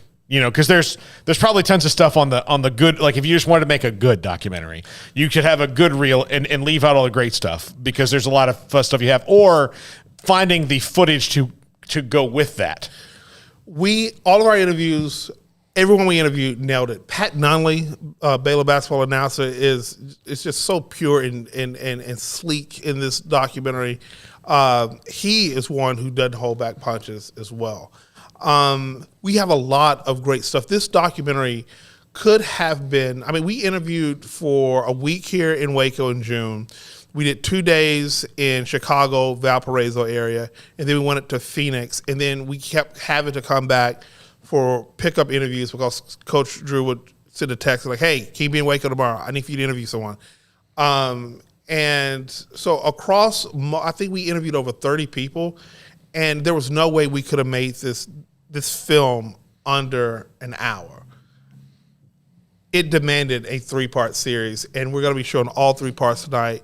Each part about 55 minutes long, and it flows well. I don't want to be on here tooting my own horn, but I am. We made a great effing documentary series. Yeah. I just, it is so strange. And again, usually you have, sometimes, I watched, what was the one I watched the other day that was like the other day, this summer, I watched one that was like 10 years. They took 10 years to finish everything they wanted to finish in this documentary. Yeah. They were fine letting it take 10 years because they knew it would. So you didn't have 10 years. You had 10 months. We had 10 months. And that was specifically because we're the champions now. Yeah. Tonight, we're premiering at Waco Hall as Baylor men's basketball are the national champions of the world. Yeah. And we felt that we needed to premiere this documentary while we were still champs. Hopefully we repeat. I think this is a strong team. I think they have a great shot to go deep into the tournament. But as we live and breathe today, Baylor men's basketball, they are the NCAA tournament, the NCAA championship in men's basketball, and we felt we needed to premiere this documentary as we were champions. And so that was the rush. That was the urgency, and we nailed it. We've had a crew, Damon Crump, huge Baylor fan, Baylor alum, helped us produce this. And this has just been amazing.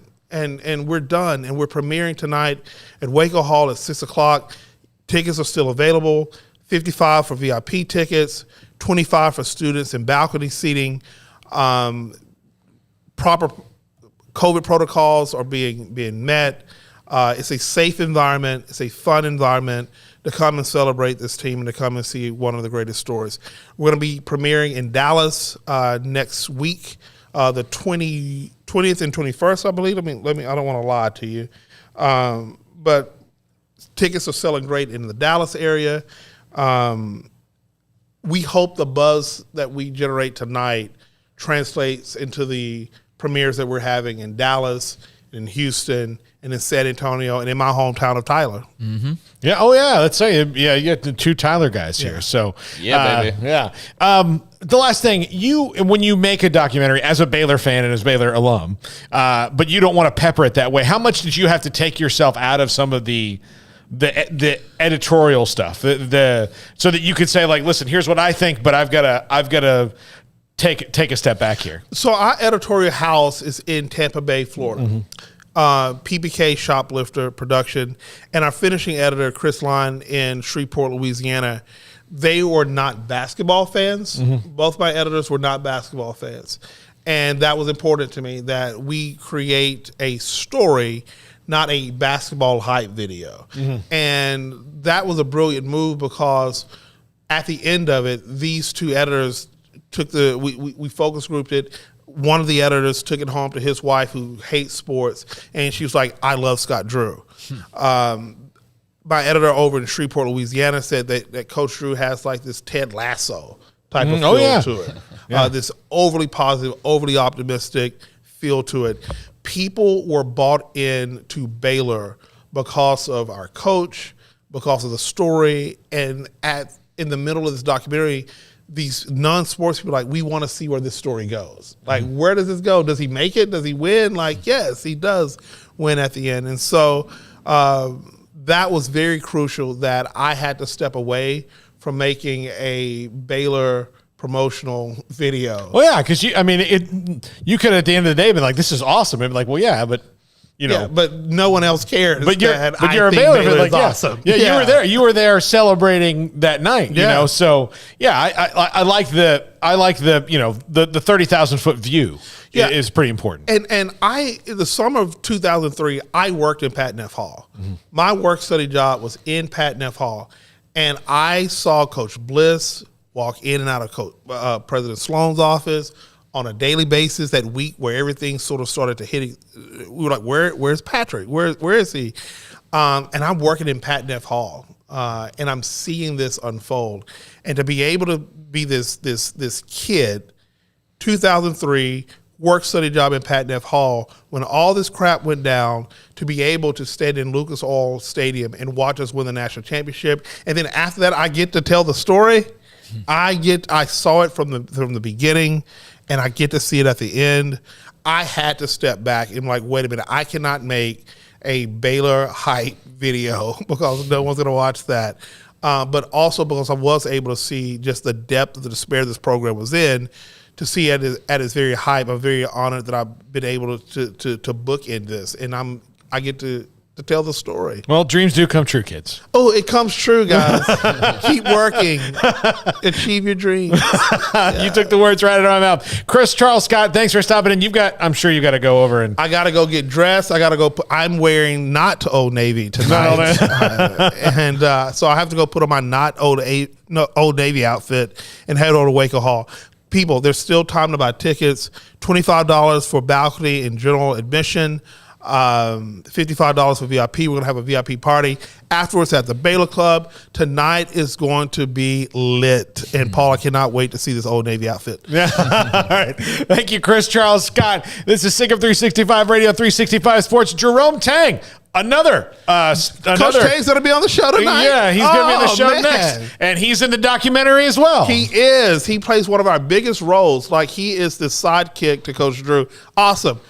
Thank you, Coach Tang. Yeah, there we go. So, Coach Tang's next. This is Sick of 365 Radio, 365 Sports. From the first workout to the last practice, sports is an incredible challenge. Hi, this is Dan Ingham with the First National Bank of Central Texas, and we're proud to support each athlete, every parent, and our educators. From families, small businesses, to the biggest industry, we're here to help.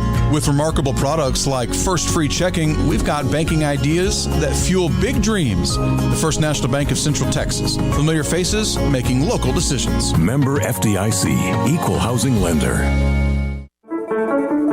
One size fits all. That may be all right for an adjustable belt or cheap sunglasses, but when it comes to your financial needs, no one wants a one-size-fits-all strategy. Cam Heathcott, your Edward Jones financial advisor, knows that his most important goals are yours. That's why he takes the time to understand your needs, knowing you. That's how Edward Jones makes sense of investing. Cam Heathcott, covering Conroe and Houston, 936-756-7717 or cam.heathcott@edwardjones.com. Edward Jones, member SIPC.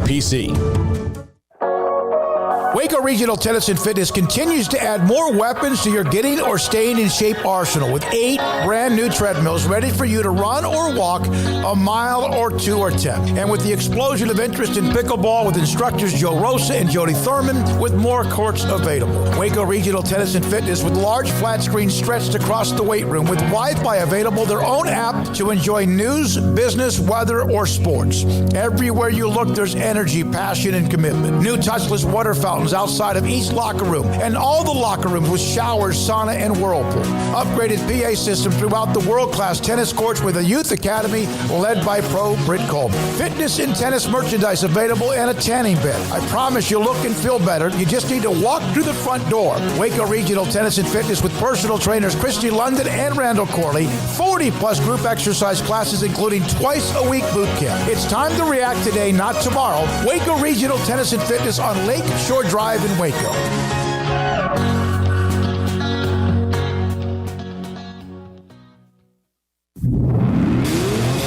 Masters of Barbecue, kings of crazy good food, and the perfect sanctuary for sports, beer, and barbecue is Coach's XXX Smoke on Austin Avenue in downtown Waco and also on Highway 84 in McGregor. A menu filled with choices like a great offensive playbook, including 3 meat combos with sides, burgers, and sandwiches, wings, loaded giant spuds, and salads. Crazy wings, chicken poppers, big boy fries, and smoking quesadillas, just some of their amazing appetizers. There's Coach Big Ol' Draft Beer, or order Zach's Spicy Bloody Mary or Coach's margaritas and mimosas while watching your favorite team play. Great pecan smoked barbecue, fun atmosphere with attention to detail, including a catering menu, and we'll quote your price to fit your budget. Coach's XXX Smoke on Austin Avenue in downtown Waco and walking distance to the great places to shop and enjoy, and also the original location on Highway 84 in McGregor. Great food, great price, great fun. Eat where the locals eat.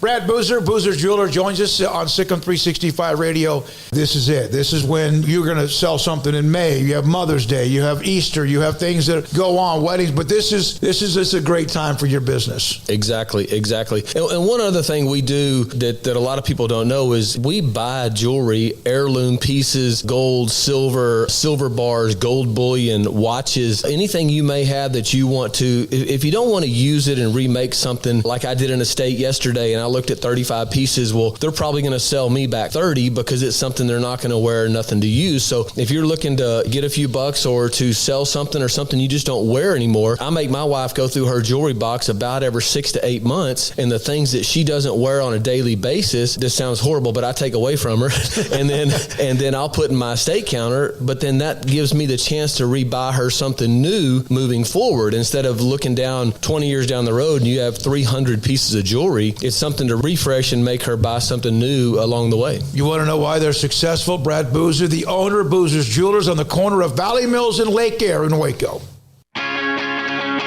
Welcome back to Sikkim 365 Radio.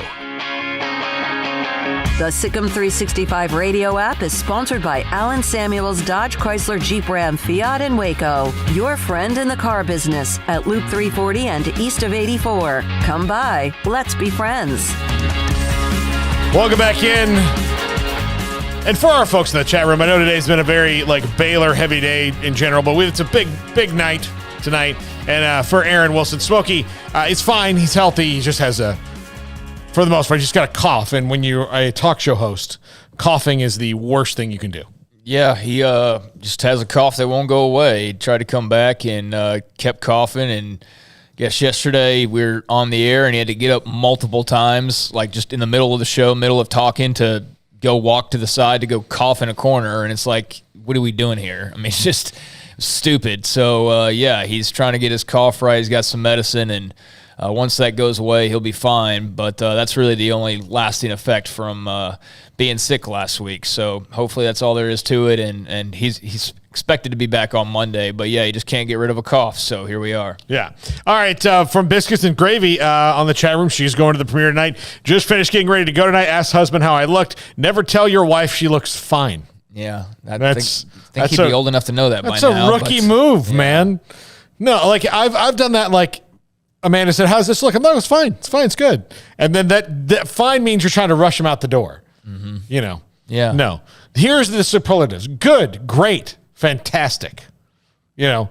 And then you have to, like, if they do not look right, which Amanda never doesn't because she's very fashion forward, you can say, like, this is not you. Like, what's going on here? But that's a risk and a bold move. I don't recommend it. Yeah, I wouldn't go with fine either. Yeah, it's not. Yeah, I wouldn't. I'd never say fine.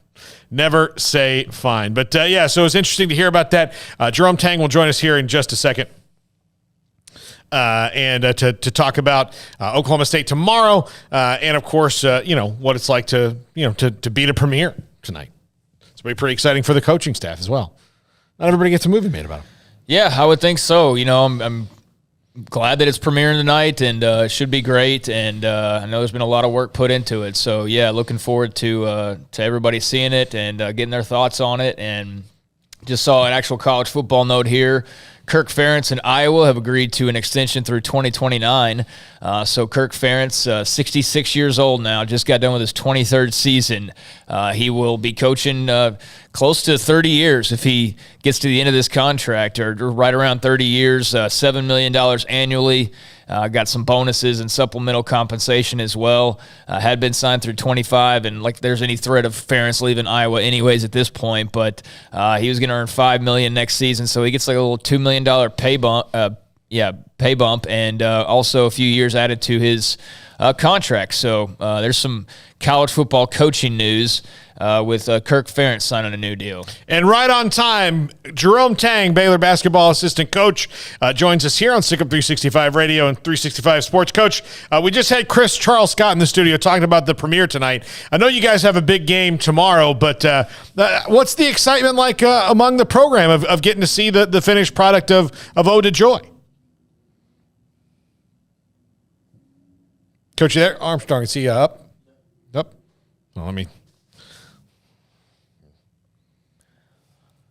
All right, so we'll effort Jerome Tang, and the Bears do have a game coming up tomorrow against Oklahoma State. Tonight, the premiere of Ode to Joy, and I think we've got Coach Tang now. All right, Coach, go ahead again. I know there's a big game tomorrow with Oklahoma State, and you got to focus on that, but what's the excitement like about the premiere of Ode to Joy tonight? I'm losing them again. What's going on here?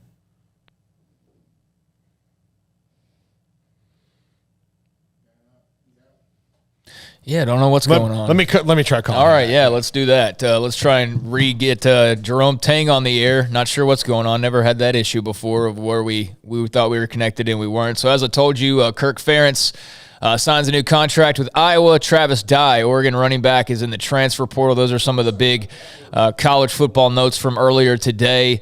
Not much else going on outside of that unless you want to talk playoff agreement on a format for an expanded playoff. We talked about that a bit earlier. I don't think it's one of the biggest issues facing college football at the moment, and we kind of discussed that as well if you go back and listen to the show earlier. But let's try Jerome Tang again. Let's just try before we ask a question. Coach. Yes. There he is. There he is. Hey. All right. Well, like I said before, we just had Charles Scott in the studio talking about the premiere night of Ode to Joy. Big game, but what's it like to get to see the finished product of this documentary? Man, I'm excited about seeing it. My wife and I are going to go tonight, and I'm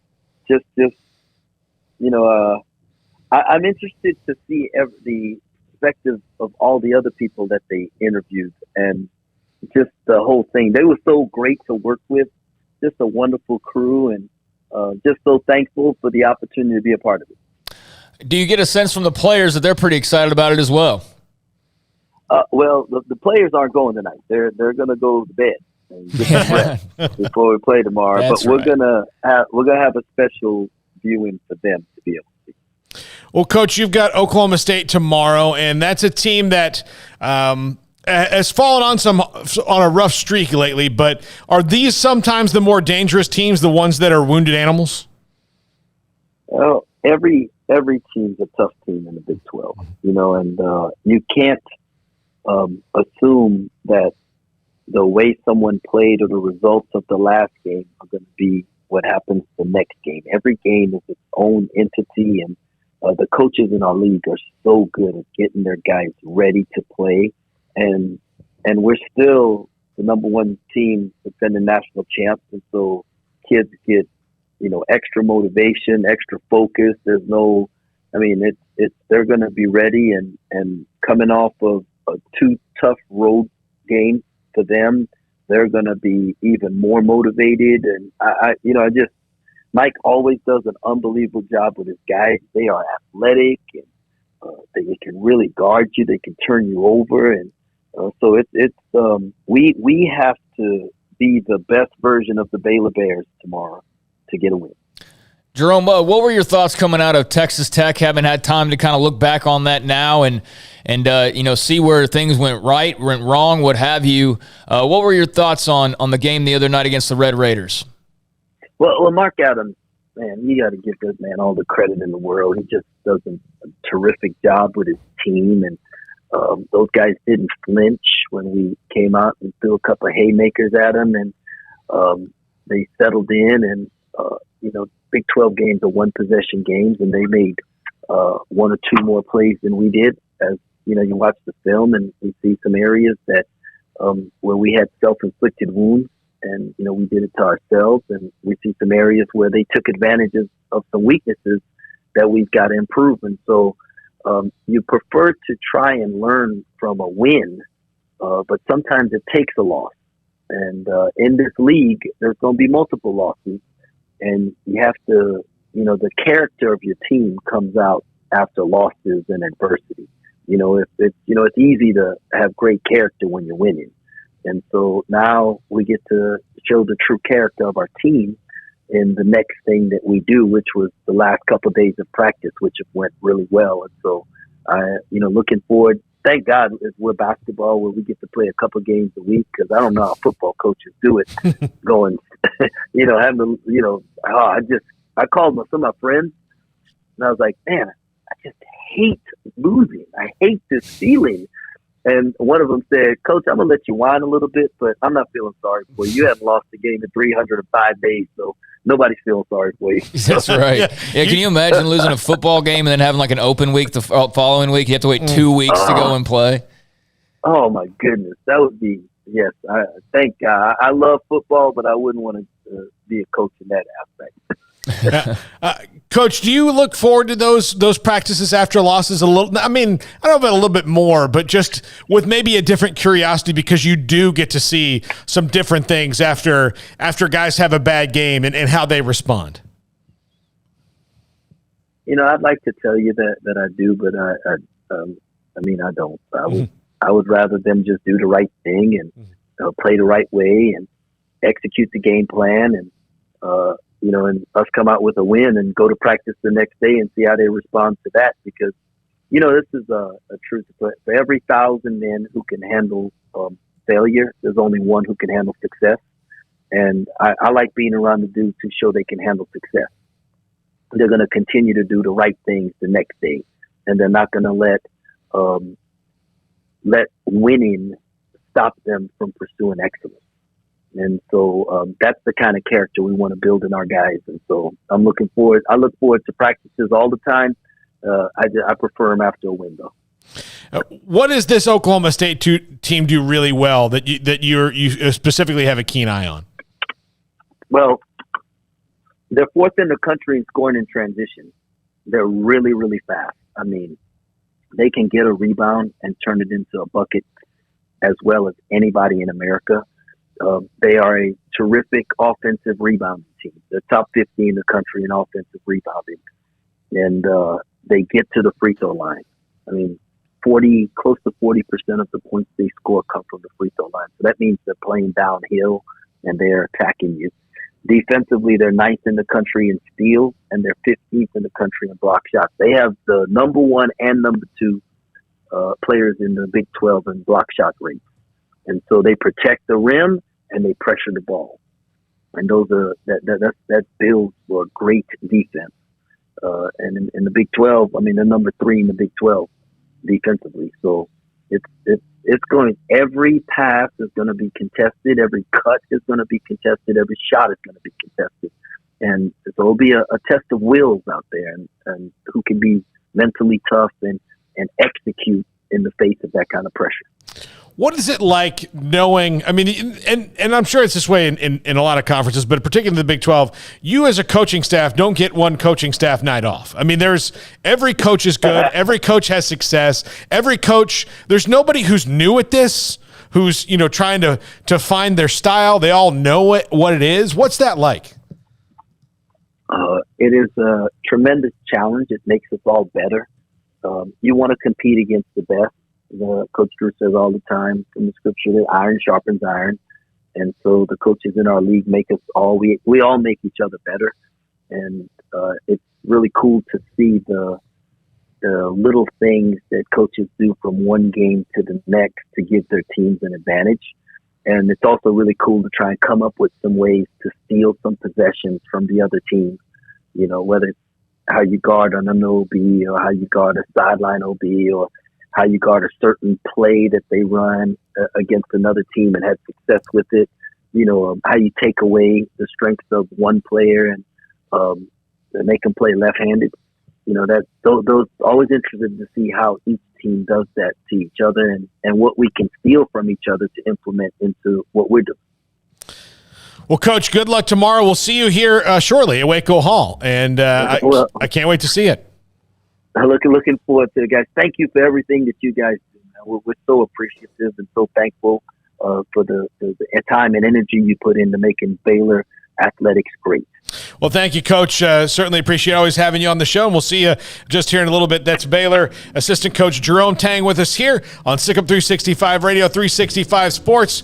When we come back, Baylor head coach Grant Taff joins the show, as does JT Woods and Terrell Bernard. And in the 5 o'clock hour, of course, we wrap it up with the top 5 at 5:55. This is Sikkim 365 Radio, 365 Sports.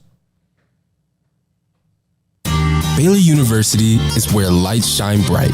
So, let there be light. Let there be roommates and teammates, scholarship and championships. Let there be fresh starts and new traditions, fast friendships and lasting impacts. Let there be laughter. Let there be joy. Let there be light. Baylor University, where lights shine bright.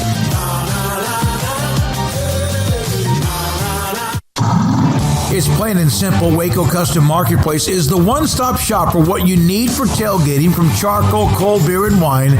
And, of course, customize your order with brisket, tri-tip, sausage, wings, smoked pork tenderloin, country-style or pork spare ribs, marinated beef and chicken fajita meat, ground beef and chili, meat, hot dogs, and burgers, buns, seasoning, sauces, chips. There's fresh baked bread and kolaches every day, breakfast sausage links. And you can also customize your favorite cut of steaks from Select, Choice, or Prime, bacon wrap fillets, ribeyes, New York strip, sirloin, T-bone, and porterhouse. Full service butcher shop includes pork, poultry, beef, chicken, and seafood, serving Waco restaurants and families since 1940. Your one-stop shop for beef, pork, poultry, and seafood needs. Waco Custom Marketplace, 425 Lake Erie Drive, or WacoCustomMarketplace.com.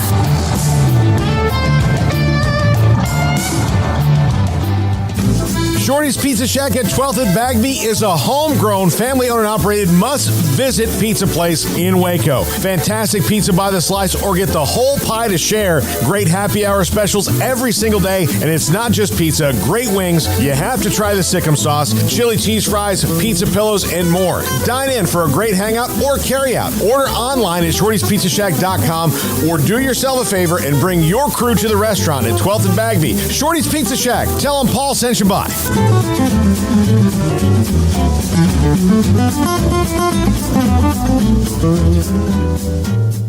With so many companies and policies out there, it gets so confusing shopping for insurance, and I never know if I'm getting the policy that's right for me. Luckily, I met the team at the Niche Group Insurance Agency. With the Niche Group, you can go to one company and get access to coverage options from many insurance carriers, and you get to speak to a real person about your specific coverage needs. With the Niche Group, I know I'm getting the right coverage at the right price. If you need insurance, talk to the experts at the Niche Group at 1-800-258-8302. Three Nations Brewing Company has 16 different beers on draft with a new beer every Friday. It also offers 2 air-conditioned tap rooms, a large indoor beer hall, a second-floor mezzanine offering a great overview of the brewing company and equipment and patio where you can relax under the shade. Plus, you can now experience the new Three Nations Beer Garden Grill on our shaded patio with socially distanced seating for your enjoyment. Grab a cold beer and enjoy a bite from our freshly prepared and delicious menu. Street tacos, quesadillas, freshly cooked burgers and dogs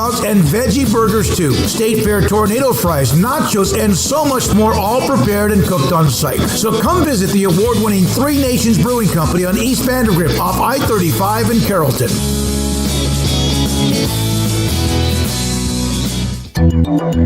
It takes time to reach goals. It's a truth that applies to more than sports. It goes for your financial goals as well. You work hard for your money, and you deserve an investment strategy that lines up with your game plan. And Tom Albers, your Edward Jones financial advisor, can help. If your financial investments aren't putting forth the effort you desire, stop by today for a financial review. Tom Albers, 4301 Lakeshore Drive, 254-776-7605. Edward Jones, member SIPC.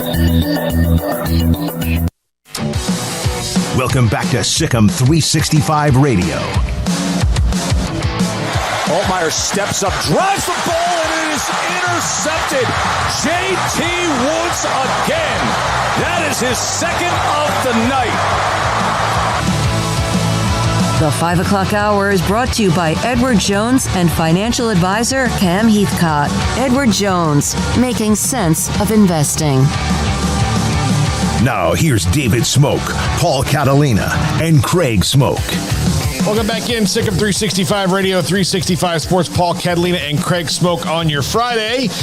Again, reminding you the premiere of Ode to Joy is tonight. And if you want information on premieres going up around the state, there's a lot of those going on. Just go to Sikkim365.com. Paul Catalina and Craig Smoak rejoin you. And Craig, earlier this week, Smoak, you got a chance to sit down with the legendary Grant Taff. It was very cool to hear his insights on Dave Aranda and what he thinks about what's going on now. I would think that of the past Baylor coaches, maybe Grant Taff is the most closely aligned to Dave Aranda, but Dave Aranda is so unique. I don't know if it's really, you can align him to any of you. You compare and contrast is not really fair.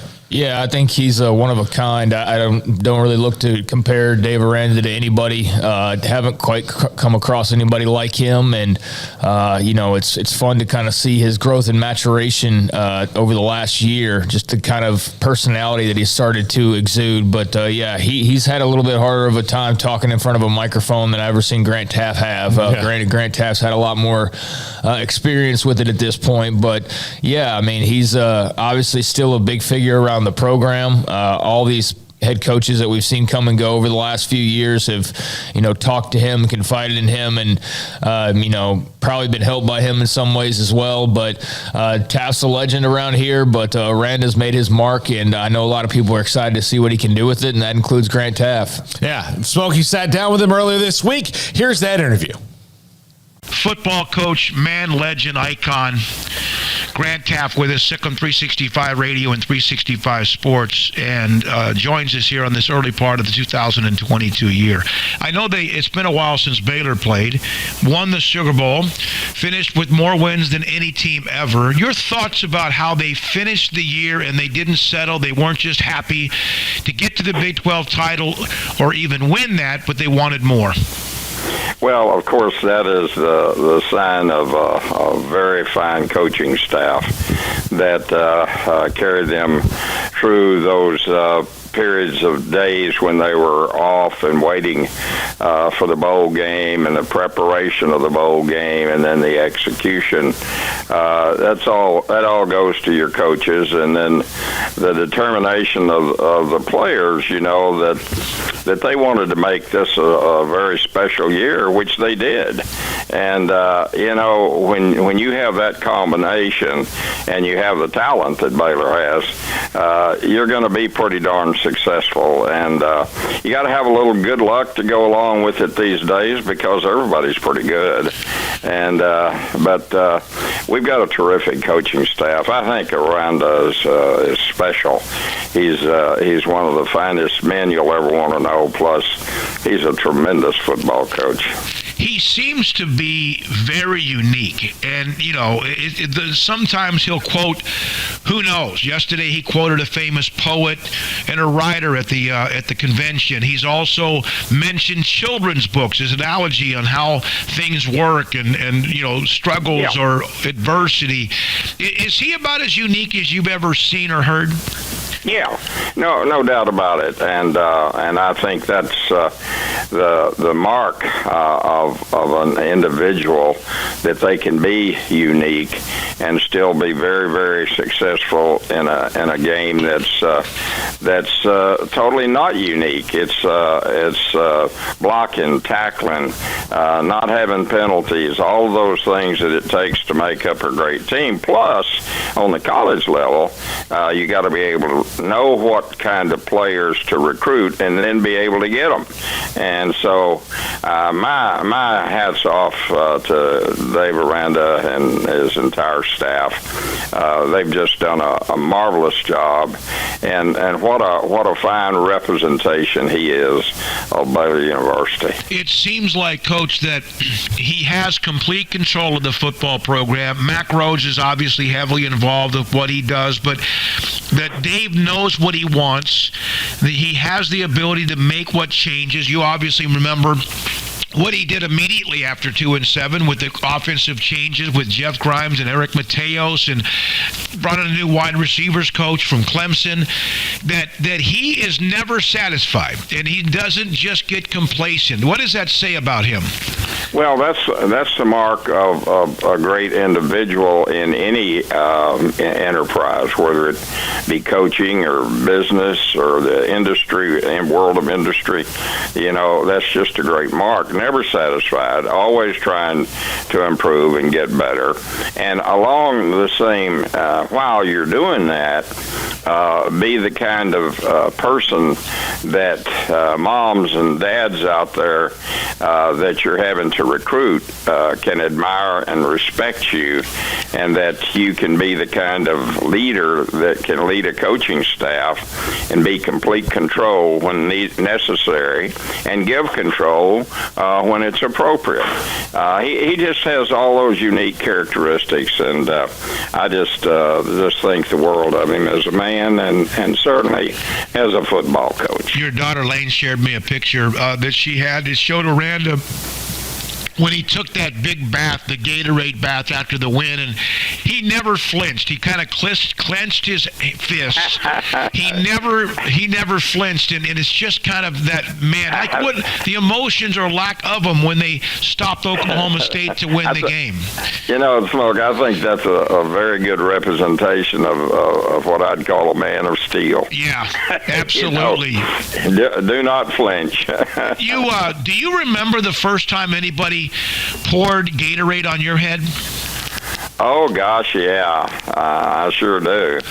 And it happened to be very cold, I think, that day, which was down toward the end of the season. It may have been first time Baylor had beaten Texas in a jillion years, and it may have happened then. I don't remember the exact date, but it was cold weather, I can tell you that. Baylor is accumulating. You had some dogs on defense. Everyone knows about, whether it's, Mike Singletary or whoever you had, Thomas Everett and Van McElroy, names like, you had a bunch, but you had dogs inside on the defensive line. You had some dudes, and they are now not only having dudes, but they're now replacing them, and then some of them are coming back. What about the depth do you think that Coach Aranda is building on that defensive front?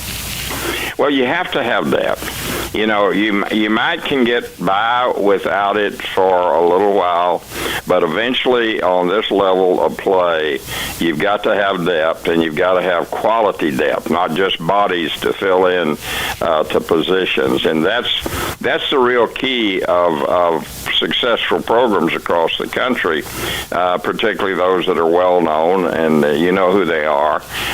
They can recruit year after year after year, so they build up that depth that they have to have, so that if a problem happens where you get 2 or 3 injuries, then they've got young people that may be just as good or better than the ones that they have playing. So, you know, that's the real key to continued success, and that's what we're talking about. Getting to a point where year after year, Baylor University is picked at the top beginning of the year and ending close to the top at the end of the year. You saw what Georgia did late Monday night, beat Alabama. It was kind of a game that took a while to get going, and then all of a sudden both started to have some pretty good plays, and Georgia wins it. Kirby Smart beats his former coach, and Georgia's first title since Vince Dooley in 1980 with the great Herschel Walker when they beat Notre Dame. What do you think that meant for Coach Dooley? Oh, it meant a tremendous amount, because he and Donnell and I and his wife Barbara, we've been friends through all these years and still remain so. And he loves those Georgia Bulldogs, and he is atypical of a Georgia Bulldog with that good old Southern drawl of his. You know, yeah. He's very typical and loved and deeply respected over there in Georgia and throughout the Southeast, I might add. And it had to be very pleasing to him, as it was to a lot of folks, I'm sure, across the country that supported Georgia. I don't know if anyone loves college football as much or more than you do. I know that's what you did forever after you coached the game, because of you were in charge of the AFCA. My question to you is, college football right now has a lot going on, Coach. They've got the transfer portal that's wide open. They have the NIL. They have so much that's going on right now. Coaches leaving mid-season because of the early signing period. If you could for one day wave a magic wand, what would you do? Well, I tell you what, it's gotten a little bit, in my opinion, out of control, and I would try to put some controls back on it. Logical, common sense, good, solid, sound controls. I think the transfer portal is something that is bad for college athletics in general. But because part of what you learn in football is the ability to stick with it, and it may take 1 or 2 or 3 years of sticking with it, and then all of a sudden you're that top guy out there in your position, and you're playing on a championship team that's been built. Well, I fear that this easy way out is going to change a lot of that. If I'm go somewhere and I'm not happy for the first semester or the second semester about where I'm playing and what the future looks like for me, I'll just change. And that's not teaching the things that I believe that we should teach. On the other hand, people will say that young people ought to have the right to choose, and I understand some of that, but it doesn't totally go along with the things that you try to teach in football. That stickability, make it where you are, succeed, and continue to try. Let me ask you this. You have been a part of many committees and led many of them, but it's kind of, I've always wondered this. If you're stuck, whoever's making decisions, whether it's in sports or whatever, politics, or as you mentioned before, just business, if you have people who are given the task to fix something or to solve something and they can't do it, does that mean you have the wrong people, or are they too selfish to do what's best for the overall picture rather than what's important their school or for them? Yeah, I think it's very interesting interesting question, and we don't have enough time for me to answer it right now because I've been in the middle of it for a good portion of my life, and I've seen the genuine caring concern that men and women have in administration and as head coaches in meetings of trying to make the right decision that's best for the student athlete. Doesn't always come out that way in many cases, but I do believe this, that the NCAA and those committees underneath them are run by solid, sound, caring, very smart, football-wise, in our case, of football committees, of knowing what they're doing and what they believe at the time is the best thing for the student athlete and the game. And I've always, in every committee I was ever in charge of, the first thing I said is that we do what's right and best for the student athlete. Not what's best for the school in particular, but what is best for the student athlete. And if committees continue that, and I think most of them certainly will and do, you're going to always come out on a good, solid side. Coach Taff, a couple more things. We mentioned Dave Aranda, philosophical, what he's leaned on, who he's quoted. You, I know, because of the history of your family and the Native Americans and the Indian nation, you're an historian when it comes to that because of how it tied into your family. Did you ever preach things or say things you learned from studying the American Indians? Oh, sure, certainly. Yeah, there's a lot of things in life that parallel the teachings of some of the great nations, Indian nations across America, and they were individuals that lived in the wilderness and on the frontier and had to make do with what they had. They couldn't run down to the hardware store and get what they needed. And so that's the thing that's always fascinated me, is about their ability to not only lead their particular tribe or nation, as sometimes referred to, but also to be creative and create the tools that they had to have to be successful in life, just survive. One more thing. Coach Fredenberg retired, won a national championship. You know, if anyone, how dominant he was in his time at University of Mary Hardin Baylor, taking that from day one. Your thoughts about the career he ended up with? Well, I brought Pete in out of high school on my staff at Baylor, and he turned out to be exactly what I thought he would be. An excellent coach. Coach Fredenberg is down to earth. There's nothing fancy tied into his approach to the game. It's good, solid, rock, correct, and he's just a tremendous guy with a wonderful family. His wife is a tremendous coach's wives and leads his staff's wives, every year. It's just been a great pleasure for me. I brought him out of high school, and to see him achieve the success he's achieved on the college level. College football, we got to wait a long time for it to get back to playing again in August, but it was one heck of a year. Coach, thank you very much. Enjoy the early part of winter, and I hope to see you very soon. Okay. Good to talk to you. Grant Taff, the Hall of Famer, Sikkim 365 Radio and 365 Sports. From the first workout to the last practice, sports is an incredible and rewarding challenge. Hi, this is Dan Ingham with the First National Bank of Central Texas, and we're proud to support each athlete, every parent, and our educators.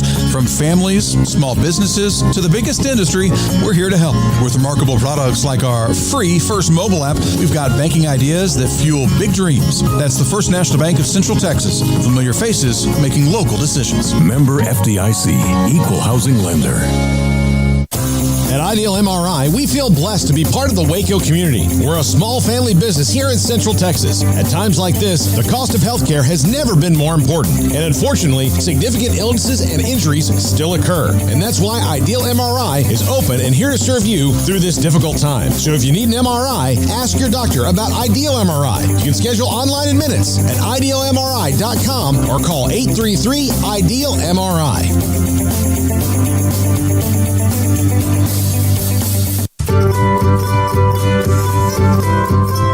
You want to know why Stonewood Dental is so successful? Listen to what happy customers have to say. Pleasant. It's different than any other dentist office. I really feel like they care. And it's not that you're here for 2 hours waiting on someone to take care of you. It's quick and easy, and I bring my kids, and my kids love being here too. They really love the treasure box. Staff is really nice and accommodating, real friendly. You feel more like home. It's not sterile looking. Everybody has their own personalized rooms with decorations and decor, and they'll even have a blanket for you when it's cold. I've recommended people to actually come here, and they are patients now. I really love it here. It feels like family. Learn more, stonewood-dental.com.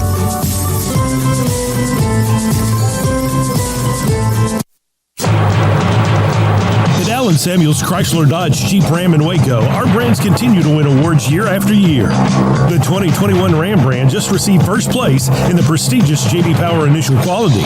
The Dodge brand finished second to Ram, and the 2021 Jeep Gladiator is rated first among all midsize trucks. This month, you can get an early start to the new year with the Start Something New sales event, only at Allen Samuels in Waco. Come by, let's be friends. The year is wrapping up, sports bettors, but BetUS still has your NBA, NHL, college football bowls, UFC, PGA, and of course NFL betting lines up for their 27th year. Live betting on all of it. Log in to BetUS.com today. Use our promo codes SICK'EM125 for 125% bonus on cash, or SICK'EM200 if you use crypto. So use the 3-decade leader, BetUS.com. Use promo code SICK'EM125 and SICK'EM200. Stepping into a new pair of boots is great, but stepping into the boots of a U.S. Army officer can also add confidence and leadership skills to your son or daughter's career path. There are more than 150 occupational specialties to help them find the best fit for their future. See all the things your son or daughter can achieve in our boots at GoArmy.com. U.S. Army Waco Recruiting Company, 254-598-8131 or 254-776-1543. Welcome back to Sick'em 365 Radio. Are you a Sick'em 365 superfan? Then try out our premium subscriptions at Sick'em365.com.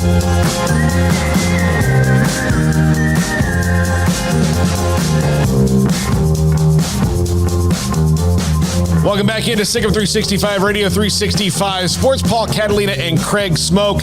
And one of the players that was, the guy who was the star of the Sugar Bowl, I don't know, it's debated between JT Woods and Terrell Bernard. And we have segments with both of them coming up back to back right here. But we'll start with JT Woods, who got robbed of forcing a fumble, but had 2 interceptions in the game. He was fantastic all the way around. He's fantastic all year and on his way to the NFL, and a true difference maker in the Ron Roberts, Dave Aranda defense this year, Craig. And I'll always feel bad he got robbed of that forced fumble and recovery, but he was the difference maker in that game, especially early on, and kind of took every bit of steam out of Ole Miss that they had early in the game. Yeah, he was great. To pick off Matt Corral as early as he did kind of set the tone. Just a couple plays into that ball game, I guess it was. I mean, it feels like it was a year ago at this point. But, had the early interception and then a key one later on. And as you mentioned, the strip and then fumble recovery that they did not count after review. But regardless, they still won the game. So I'm glad it's not something that you look back on and go like, well, if they would have done this, there's no need for that. JT Woods had a terrific career. I think he's as good of an ambassador, and I'm probably going to keep repeating myself saying that about, all these guys that we talk about in this group of JT Woods and Christian, Terrell Bernard and Jalen Petrie and Abram Smith and all those guys. But yeah, JT's been a rock solid player for going on 4 years, and also, a star in the classroom and a star off the field as well, which I know people say, but with JT Woods, like I can say that and have no question about what I'm saying. It's not like I hesitate to say that at all. So yeah, great person and great player as well, who's got a very bright future with his size and speed and ball seeking ability. So very excited to see what he does in the next level, but they're really going to miss him around here, both on and off the field. Yeah, he's, like you said, a great ambassador of the program, and JT Woods will be successful post-football, no matter what he chooses to do once his football career ends. Here is Smoky with Baylor safety JT Woods. Former Baylor safety JT Woods. He's in Arizona training, getting ready for the upcoming workouts and all of what happens between now and the NFL draft, and of course the combine and much more. And thanks for your time. How much does your body kind of enjoy the break, even though I know you're grinding already? How much of not playing 1 week after another have you kind of been able to heal? Definitely. Fortunately, I was blessed enough to not have many, serious injuries this season. So just the major issues that I've had kind of going throughout the season, just fatigue from playing, a 14-game season. So just having this 2 weeks off of, not running into another human being has been pretty nice. But you've played in 13, you've played in 12, I'm sure you've played in, obviously, 9, and then this year you played in 14 games. What about the extra games and the toll on your body? And could you see, with the expanded playoff they're talking about, 15 or 16 games? I could definitely see that, as the game has been evolving, players evolve. So we're coming into an era where you're starting to see, just greater athletes that are able to play longer durations, longer games. I just give a lot of credit to Coach Aranda and the strength staff and all the coaching staff, because they really looked out for us, towards the end of the season, cutting back on reps, cutting back on practices. We weren't in full pads as much. So I think a lot of it is a give and take. Not every practice has to be full speed, running into a wall, helmets, full pads. You can get very, very productive work just out of shorts and a t-shirt. So I think it's learning how to, practice like a pro, even though you're not on a pro level. Where is this program, JT, now? You've seen them in the Sugar Bowl twice, winning the last one, playing for a Big 12 title twice, winning the last one. What is the standard for Baylor football? Not specifically towards Baylor football, but just Baylor athletics. The standard is to win, and that doesn't matter if it's a regular season game, a conference game, an outer conference game, a playoff game. It's just the expectation is that we are a school of winners, and I think everybody has been playing their part, whether it be basketball, tennis, equestrian, track is getting ready to start up, and then football coming off of the season that we've had. I think we started to solidify the fact that Baylor University is a school of winning. What was the difference, in your opinion, this year? What was the difference, other than the obvious there was a true offseason, all of that? What kick-started this team? I think the biggest factor was just the desire to win. I think from a very early state, we knew the potential that we had, and even in that COVID year, going 2-7, there was a lot of upside that we, a lot of people that are on the outside looking in couldn't see, but us being within the organization really knew. And it was just, we had to tap into our potential. So I think, going into the offseason, we really, really harped on being an elite team, and just speaking those things into existence day in and day out. Worked really hard. We held everybody accountable. Leaders led. Role players played their role. Just everybody doing their part so that we could be one cohesive, functioning machine. Everybody seems to say that. You guys did it. How hard is it to say it but follow up and like you said, holding each other accountable? It's one thing to say it, but actually do it. It's incredibly hard. It's very, very hard to win football games in college football, and let alone to win a bunch of in a row, to win your conference, to win a big time, bowl game as well. So, but a lot of that stuff started in January. We all see the success that we had January of this year, but all that started January of last year. Just working on the small things. That was really the biggest thing. Coach Aranda, we kind of brought us all together, and we went to the drawing boards, and he said, look, what kind of team do you guys want? Do you want a coach-led team? Do you want a players-led team? And he gave us a lot of freedom to do that, and I think that was really big because it gave us the opportunity to sit back and say, this is what we want as a team. This is what we can achieve. This is what we know we can achieve. And Coach Aranda gave us the resources to do so. So it was a lot of trust, a lot of hard work, and a lot of effort. And, sometimes a lot of people don't want to admit it, but you can get lucky sometimes. You might get a call here or there that could really change the outcome of the game. So it's really a lot that goes into it. He mentioned that he actually had some of you go to him and say, no, you need to be tougher on us. You need to be more outspoken with us. And we know he is who he is. He's a unique guy. What was that conversation like? Yeah, I'm sure Coach Aranda is a very he's very different. He knows what he knows, and he's not going to be very vocal about the things that he puts forth. But I give credit to him because he went and he got Coach Vic and all the other guys from LSU who knew how he was, and he was able to use them as a microphone to get what he wanted. And obviously us as players coming to him and talking to him about the things that we wanted too. It was very big for him to really open up his heart, open up his mind, and really just trust us, like I said earlier. And I think that when you have a coach that really puts trust in you and really believes that you can do what you want to do, and you see him making changes, getting out of his comfort zone to do things, like you're going to run through a wall for that person. So you just saw a lot of guys playing a lot harder for him. Very, very good coach. Obviously, great defensive mind. So if you want to learn about football, you'd be crazy to not want to listen to him about X's and O's. So I just think all of those things put together just really made our relationship as a team much better with him as well. Yeah, he is different. Have you ever met anyone like him at all? The way Dave Aranda, his analogies, his children's books, or people he brings up, how different? How long did it take you to get to know him? It didn't take long. He's very upfront about how he is, and I applaud him for that. He's not going to change who he is for anybody. He's going to be true to himself. That's what you want out of a head coach. Sure. Somebody that's going to be honest and somebody that's going to be true to themselves. So very early on, I learned how he was going to be, and I really appreciated that. But he never fails to amaze me to bring up, just quotes from. It could be anybody. It could be King Louis V, but it'd be a relevant quote, and it would make sense. And he would know how to translate that stuff and just get everybody motivated. You're involved. You're getting ready. You've got all this stuff happening over the next couple of months, to draft later on.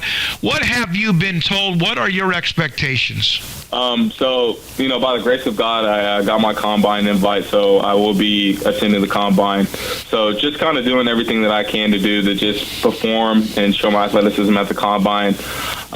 As you've seen, I've accepted my invite to the NFLPA bowl game, so getting ready to head to that in a couple weeks here at the end of January. So just small steps, step by step, just working on my craft, making sure that the things that I had been taught in my 4 years at Baylor, just sharpening those tools. You are a ball hawk. There's no question about it. What you did in the Sugar Bowl, what you did in the opening game, what you do, that's what you do.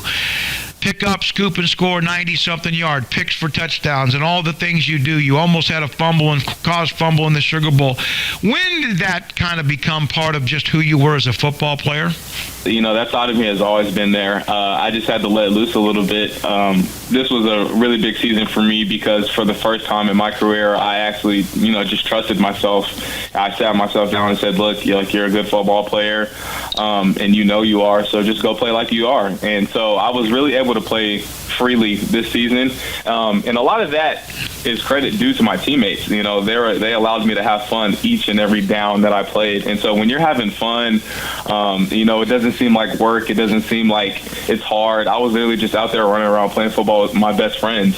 So it just came easy. I was just able to be myself, be free. And then it helped also, a second year in that Coach Roberts defense. So I was able to play a little bit faster as well because I knew the defense a lot better. A lot of people discuss the defense with Dave Aranda with what he does, and there's others on staff as well. But how sneaky, he's a longtime veteran. The caginess, the veteran of Ron Roberts and what he brings to the table. It's something that I've seen in very few coaches. I think he knows the success that he's had, and he trusts the success that he's had. But the most important thing is he puts his guys in positions to make plays. He understands his players. He understands their strengths, their weaknesses, and he kind of molds the defense around the players. And I think that's why we were able to be so successful this year defensively, just because of his ability to do that. How much you going to miss Jalen Petrie or Terrell Bernard and others that you've been hanging with for quite some time? And heck, you might end up seeing them in the NFL. You might be a teammate. Who knows how things go? But how about this group? You've spent so many ups and downs and parts of the journey of being a part of Baylor football. Those are my brothers. They're always going to be a part of my family to the day that I die. It's going to be a little hard not being on the same field as them, but hopefully one day we can either be on the same team or on opposing teams, get a jersey swap. But I wish nothing for the best for every single one of those players that was on that field and that has been on the field with me. Like I said, those are my brothers. In my mind, we're family. We're blood. So I just can't wait to see what those guys are going to get into as well as we get closer to this draft day. JT, you always seem to have this amazing smile. I mean, it lights up a room. Whether you're doing a media session, you're at practice, a game, whatever. I'm sure even now you're just kind of chilling in Arizona. It's just a gorgeous smile. When was the first time somebody said you have a beautiful smile? It's actually funny. So I used to not be a big smiler because I had huge teeth. I had to kind of grow into my teeth. But my mom said a long time ago, I had braces when I was in the 7th grade. And right when I got my braces off, she said, "Look, boy, I paid a lot of money for that smile, so you better show those teeth off." So ever since then, I've been making sure that I'm doing my mom's wishes. I'm showing off the smile that she paid for. JT, from Cibolo Steele High School to Baylor University and now getting ready for the NFL. What would you say about your time as a football player, student athlete, as a person, as a young man at Baylor University? I would definitely say I learned that it's not about where you're at, but the people that you're around. I've met so many just interesting people just in my short, 4 years is a really short time in the grand scheme of things of life. And just in my short 4 years at Baylor University, I've met so many people, had so many friends, learned so many things from so many wise people. So just learning to be a sponge about the people that are around you, getting to know them. That's partially why I ended up studying in sociology, just because I learned that people are so interesting and I just wanted to study them. And so just learning about the interactions that I learned with the people around me, my teammates, teachers, students. Even when I was running track, the track athletes, getting to know all the other athletes, that's just the biggest thing that I took away from it. And then not to mention, I'm leaving with a degree from one of the most prestigious universities in the world. So what more could you ask for? Can't ask for much more. You've been able to take advantage of it. You've been a part of it. JT, good luck with what you're doing in the NFLPA game and also the Combine and much more. Thanks for your time. Thank you very much for having me. JT Woods, Sikkim 365 Radio and 365 Sports. All right, that was JT Woods. Now, the actual MVP, defensive MVP of the Sugar Bowl, was Terrell Bernard. And this was splitting hairs. Bernard had 2 sacks in the game. He was all over the field, just creating havoc for the defense, which he did from very early on in his career. And I always look back on Terrell Bernard's career and think about in 2019, Clay Johnston goes down and tears his ACL, and he was having as good of a season as you could possibly imagine for Phil Snow and Matt Rule on that defense, and tore his ACL, and you wonder who's going to get sideline to sideline like Clay Johnston. We'd seen a little bit of Terrell Bernard, but not a lot, and then boom, one game out, answered all the questions. Terrell Bernard was the best player on the defense, arguably, for the next 3 seasons from that point on, and stepped into that role and never missed a beat. Yeah, he's a fantastic player and somebody they're going to miss dearly. I do feel like they have something with the Matt Joneses of the world and those types of guys. But, Clay Johnston had carved out a nice little niche for himself with that defense. And, when he went down, I remember it was like the sky was falling because it was like how much, bad news can one program take in a short amount of time. And it felt like, at least there was a bright spot with a guy like Clay and the way he was playing. And then boom, he goes down, and it's just, gosh, another thing. But yeah, ultimately it was something that turned out to be a real bright spot because we did get to see Terrell Bernard and get to see him earlier and more than we would have otherwise. And we pretty much learned right away that there's not going to be much drop off, if any. And if anything, they might even be better moving forward at that position, and I think they have been, and they were. And Terrell Bernard is the reason why. The heart of the defense, you can say the same about Jalen Petrie. They kind of go hand in hand, quite frankly. But yeah, Bernard has been an absolute machine on the defensive side of the football. Nearly 20 tackles in the Sugar Bowl, 2 sacks in the Sugar Bowl. Couldn't have gone out with a better performance than being MVP and helping them win that game with a dominant defensive effort against Matt Corral for a little bit, and then obviously they're back up there. But that defense helped them all season long, and he was the captain of it, and he's going to be another guy that they miss dearly, no doubt. All right, well, here's that interview with Terrell Bernard. Baylor All-American linebacker Terrell Bernard, now focused on his next journey in football, the National Football League up in Frisco working out. Number 5 in the country from 2-7 to unranked. What is it like to have kind of like that validation as the highest ranked Baylor team? Yeah, it's awesome, man. We had a long journey and a lot of things going on throughout the season, and it was definitely not easy, but all the hard work paid off, and we finished the season the way we wanted to.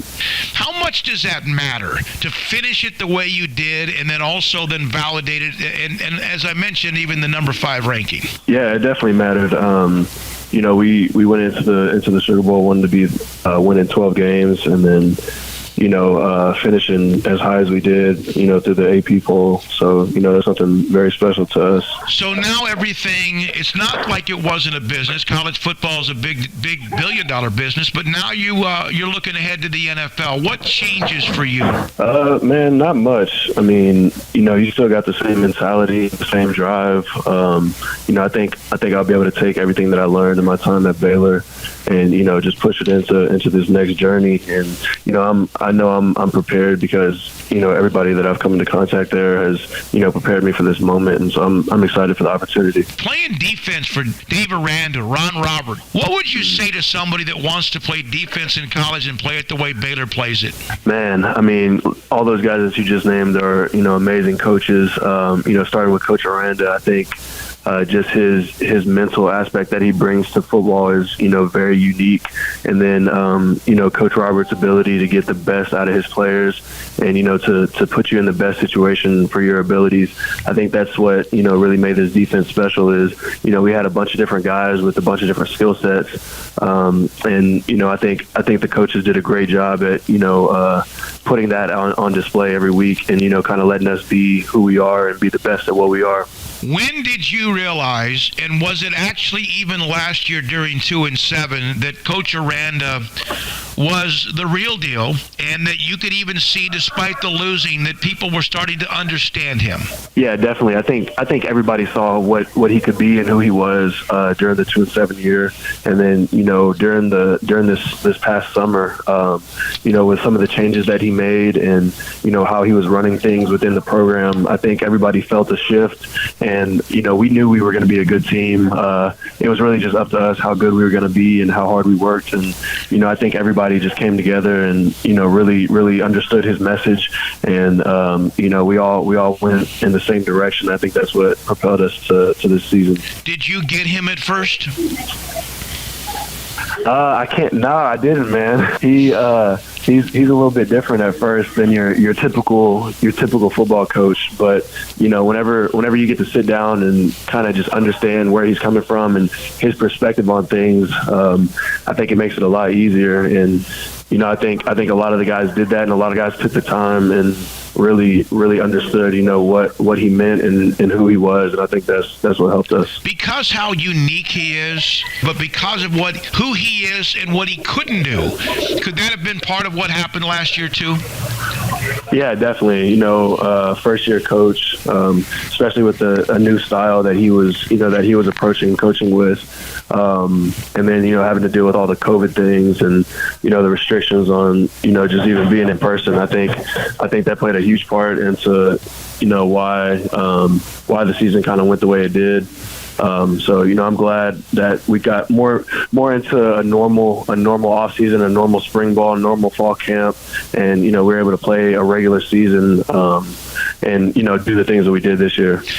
Dylan Doyle, Matt Jones, Will Williams, Lorando Johnson, Tyrone Brown, Brooks Miller, some of the younger guys that now are next man up, and some of those guys have played a big role in what you guys even did this year. What about the future, the cupboard at linebacker at Baylor? Man, I'm excited to watch. It's a crazy perspective because I've obviously came up through a bunch of great linebackers that were older than me and molded me into who I was. So having the opportunity to see those guys and to see them grow under the system and become who they're going to become, I'm just excited to see all of them. Every single one of those guys that you've named are great people, great players, and I know they'll do great things. There were times, Terrell, where you used physics, your strength, your quickness, your power, to sometimes manhandle a 300-plus offensive lineman in pass protection. Fearless. What was that like, though, being able to push it? You did that in the Sugar Bowl, and you did that against Texas. You did that almost every week. What was that like? Yeah, it's awesome, man. I think it comes with a lot of reps and a lot of losses that, people might not see. I think back to, when I was first getting here as a freshman, just getting thrown around, trying to just find my way. And I think, the thing that makes it fun and makes it special now is, just never stop and never gave up, never turned my head away. So I think, being able to see it pay off now, and, some of the things that happened this year, I definitely credit to, the times when I was getting thrown in the ground or getting thrown around and, wasn't having as much fun. So it's fun to look back on now. What can you say is the standard now at Baylor football? Man, first and foremost, I think it's being a good person. That's something that we preach and something that we really believe in. And, the better person you are, the better player you'll be. And I think that's kind of the front lines of who we are. And, everybody obviously wants to be a great player.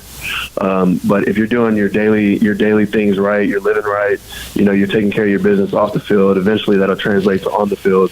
And, eventually the wins will come, everything else will come. So I think that's the standard that's being upheld there now.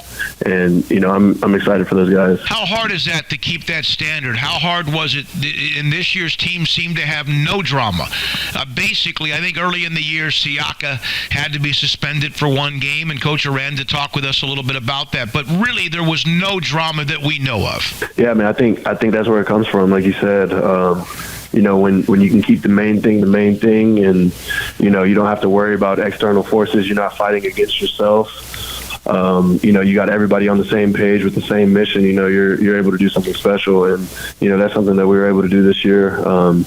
We had great leaders, great coaches, and people that kept everybody in line and kept everybody moving towards the same direction, the same goal.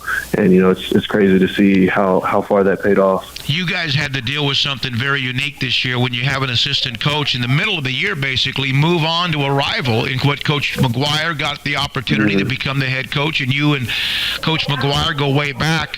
How much of a job did Caleb Collins do once he was able to take over that role? Man, I couldn't. Well, first of all, congrats to Coach McGuire. Joey's a great dude, and I couldn't be more happy for him and his family. But Coach Collins is just a different person. I think his ability to connect with the players and to teach the game of football to players is awesome. Initially he was working with the inside linebackers, so he was a guy that I would go to all the time just for little details here and there of offense or something about the defense that I wanted to know better. he was always one of the guys that I could go to. So seeing him make the transition to, working with the outside linebackers and, getting them ready for whatever we had after, Coach McGuire left, I couldn't be more proud of him. And, he's one of the best people in the building. And, I'm happy for him and his family and, the opportunities that'll come. Did that shake you guys a little bit, that situation? I wouldn't say that. I mean, obviously it was different for everybody. But I think everybody was excited. Joey is loved around the building, around Waco, around the whole state of Texas. So I think everybody was really excited for him to have that opportunity to become a Power 5 head coach. But obviously you're losing that guy too. So guys were upset, but I don't think it took us off our path at all. I don't think it shook anybody. I think more than anything, everybody was just excited for him.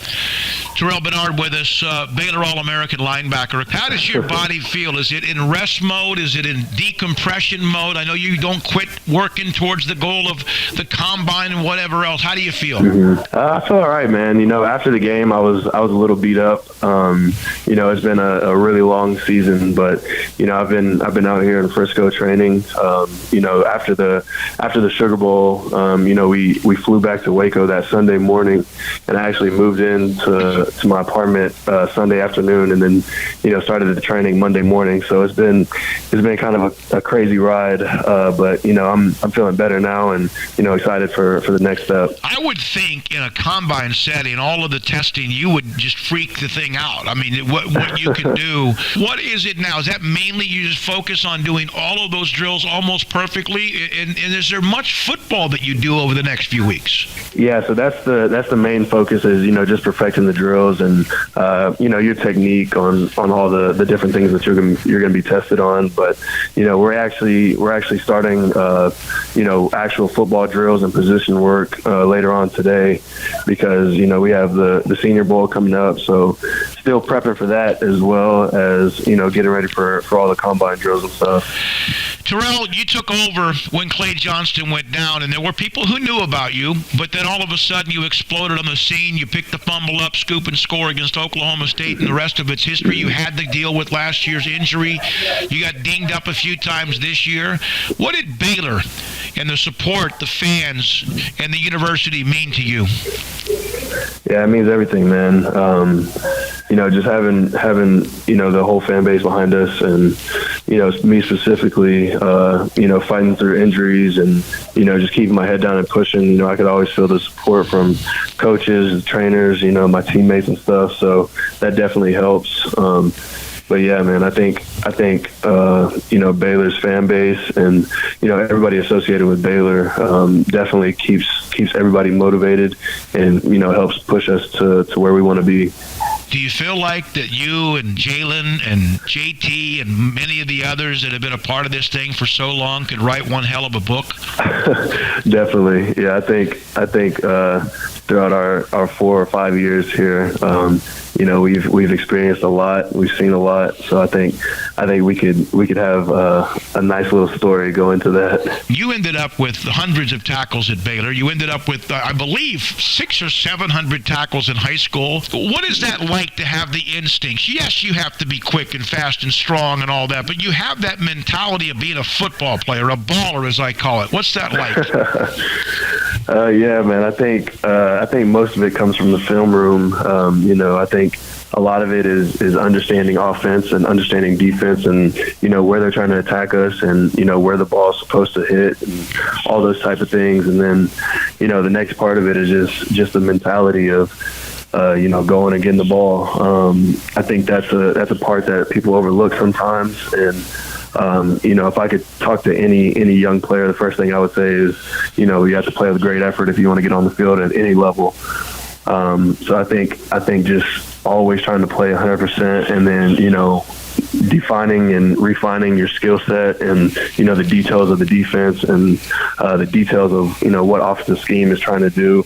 I think that's what plays a part into all that. You're going to be drafted. You're going to have a chance to play in the NFL. But do you have has anyone really sat down and discussed what they feel you can do? No, not yet, man. I think more than anything, just trying to get into the league, into that next level. Has been a childhood dream since I was, 5 years old, 6 years old. So I think just being so close to that, man, I'm just focused on, trying to do the best that I can in preparation for whatever comes next, and just thankful for the opportunity that I've got right now. Last thing, Alabama, Georgia last night. Georgia wins it, first time in 41 years. Actually, a couple of questions. Can you ever see Baylor play for the national championship? And number two, was there any time last night watching those two teams when you wished it could have been you playing one of them? Yeah, so to answer the first question, I can definitely see it. I think on both of those teams, you see big guys up front, paving the way. I know y'all have been following and keeping up with everybody that's returning to Baylor for this next year, and a lot of the guys are big guys up front, and that's the thing in football is running the ball and stopping the run. So having big guys pave the way is just the biggest part of all of that. So with a whole extra year of development and technique, scheme, all that stuff going into it, I could definitely see it. And yeah, I think I was sitting there watching last night, and you kind of think back to the season, and some of the things that we did and did well, and then some of the things that didn't go our way. And I think if we could have a couple games back and do it over, I mean, it'd be awesome to be in that situation and play one of those teams. Proud of you, what you did, what you represented with Baylor, and vice versa. Good luck going forward. We'll be in touch as the draft nears, the combine, all of that. But just enjoy life. Enjoy the journey and the way you represented and that smile you had and what you overcame. Congratulations, young man. Yes, sir. Thank you so much. I appreciate it. Terrell Bernard, LaPorte, Texas. Baylor All-American linebacker, Sikkim 365 Radio and 365 Sports. American Bank has been serving Waco since 1952, and we're just getting started. Hi, I'm President and CEO Dana Hassel. Over the past few years, we've been busy investing in new technology to give you the best banking experience possible. We've also expanded our downtown branch and built 2 state-of-the-art buildings at our Woodway and Bellmead locations. With bright open lobbies plus fast personal interactive teller machines, everyone in Waco is now just minutes away from face-to-face banking. Visit us today and see how we're invested in serving you at American Bank. Member FDIC. One size fits all. That may be all right for an adjustable belt or cheap sunglasses, but when it comes to your financial needs, no one wants a one-size-fits-all strategy. Ben Erlinson, your Edward Jones financial advisor, knows that his most important goals are yours. That's why he takes the time to understand your needs, knowing you. That's how Edward Jones makes sense of investing. Ben Erlinson, 100 North 6th Street in Waco, 254-759-8533. Edward Jones, member SIPC. It was broad daylight. I stepped into a gas station for 5 minutes to grab a snack, and just like that, my car was broken into. They made out like a bandit. My laptop, my phone, everything. I called my agent to see what could be done, and he restored my faith in humanity. My claim was processed so quickly, and I was able to recover my losses. Stop by and see our agents at one of our 3 McLennan County locations. Coverage and discounts are subject to qualifications and policy terms and may vary by situation. Brad Boozer, Boozer's Jeweler, joins us on Sikkim 365 Radio. Brad, what makes you different than anyone else, in your opinion, as far as what Boozer's does? The fact that I own the jewelry store, anything I need to do, will do, or can do, I can do it. The buck stops with me, whereas a lot of places you have to go up the corporate command and corporate channel. Well, if you come in and want to make a deal, we sit there and we make the deal. And you can find whatever someone's looking for, correct? Anything is obtainable. I don't care what brand it is, what size it is, how much it costs, large or small. Anything is obtainable, and we can definitely get that in for you to see, look at, or buy. Do you have the opportunity if people have to pay things off as far as a layaway program? What about what you have with financing? Absolutely. We have 12-month no interest financing. We have layaway. If you want to pay with Bitcoin, I can take Bitcoin now. So if there's any way you want to pay for it, we can find a way out to make it work. You want to know why they're successful? Brad Boozer, the owner of Boozer's Jewelers on the corner of Valley Mills and Lake Air in Waco. Baylor Scott and White, Southwest Sports Medicine and Orthopedics, the team physicians for Baylor Athletics, diagnosing and treating all sports-related injuries, including concussions. These specialists also provide orthopedic services for athletes and non-athletes alike, whether it's knee or shoulder pain, hand or wrist injuries, orthopedic spine care, and even an arthritis and total joint clinic. Trust the doctors Baylor Athletics trusts. Baylor Scott and White, Southwest Sports Medicine and Orthopedics wants to get you back in the game. You know what would make this moment better? Pizza. Dough made from scratch and an Italian family sauce recipe pizza. 3 fresh signature cheeses making a melty blanket of perfection pizza. Like loads of premium toppings like crispy Old World pepperoni, savory Italian sausage, and fresh sliced veggies pizza. That's Marco's Pizza. Visit marcos.com and make any moment better. And with 4 locations in Waco, Belmead, China Spring, Woodway, and soon to open in Robinson. Marco's. Pizza lovers get it.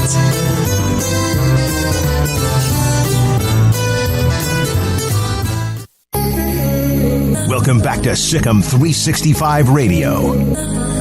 This is Paul Catalina's Top 5 at 5:55, presented by Champion Salon and Barber. To book your appointment, go to championsalonandbarber.com. Welcome back. Top 5 at 5:55. Top 5 QBs who could be on new teams in 2022 in the NFL. I'm trying to transition us into some more NFL content, Craig. I'm going to make it happen. I'm not afraid. I'm not afraid of you YouTube clickers. We'll make it. We'll make you watch it. We will make you watch it if we have to clockwork orange your eyes open to do it. But I've been thinking about this for the last couple of weeks, and then yesterday, when Chris Ballard wouldn't really commit to Carson Wentz for 2022, I thought, this could be one of the many dominoes to fall. And there's a couple guys on this list I left out just because I couldn't wrap my head around more people. But number 5, San Francisco's Jimmy Garoppolo. And this was kind of obvious. Look, they drafted his replacement last year. Now there is some thought that they could keep him and let Trey Lance develop for another year, but I don't think that's going to happen. I think Jimmy Garoppolo's on a new team next year, no matter what. Yeah, it sure seems like that. He was supposed to be the next big thing as Brady's backup, and there's all this talk about him and what Belichick had thought of him, and then obviously gets to finally venture out and go carve out his own mark, and he's been okay. I mean, he's been fine. He's not anything great. He's not anything terrible. He's fine, basically. He's not, why the 49ers are probably where they are, though, and that means that you can upgrade there and probably be better. And I think it's fair to say the 49ers have probably figured out what they can be with Jimmy G. And, we'll see what happens this weekend with the big matchup with Dallas. But, he's an okay player. I would not be surprised, to see the 49ers go ahead and decide, all right, we've been there, done this, and we know what the future looks like, and it's not Jimmy Garoppolo. Yeah, I mean, they drafted Trey Lance, so they've got to move on. I have a feeling that Jimmy Garoppolo is going to be somebody's consolation prize if they don't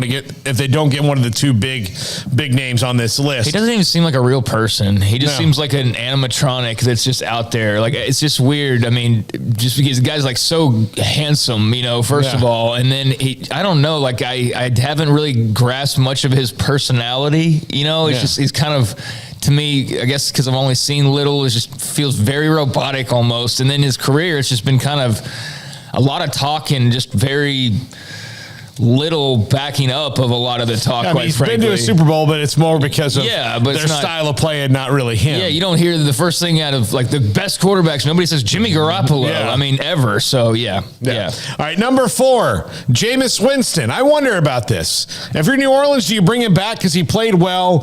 And they were very much in the thick of things until he got hurt, and then they stayed in it all year in spite of the COVID and injuries, and their quarterback position was a revolving door of people this year between Jameis and Taysom Hill and Trevor Siemian and Ian Book even started a game for the Saints this year that they lost. But Sean Payton did something early this season with Jameis Winston I never thought I would see, is that he clipped his wings a little bit for the better, because Jameis has a fantastic arm.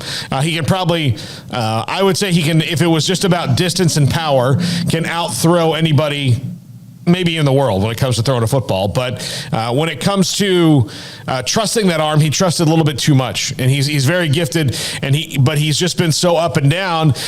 Somebody's going to make him their starter next year. I just don't know if it's going to be the Saints. And, as a person who is a longtime Jameis Winston fan, I hope it's somewhere where he can be productive. And I think that might be the Saints. But if you're the Saints, do you have to maybe look and go, okay, this whole Jameis Winston, Taysom Hill thing isn't working. Let's go somewhere else, especially considering that there's a quarterback on the market who his people have said that he would like to play for you in Russell Wilson.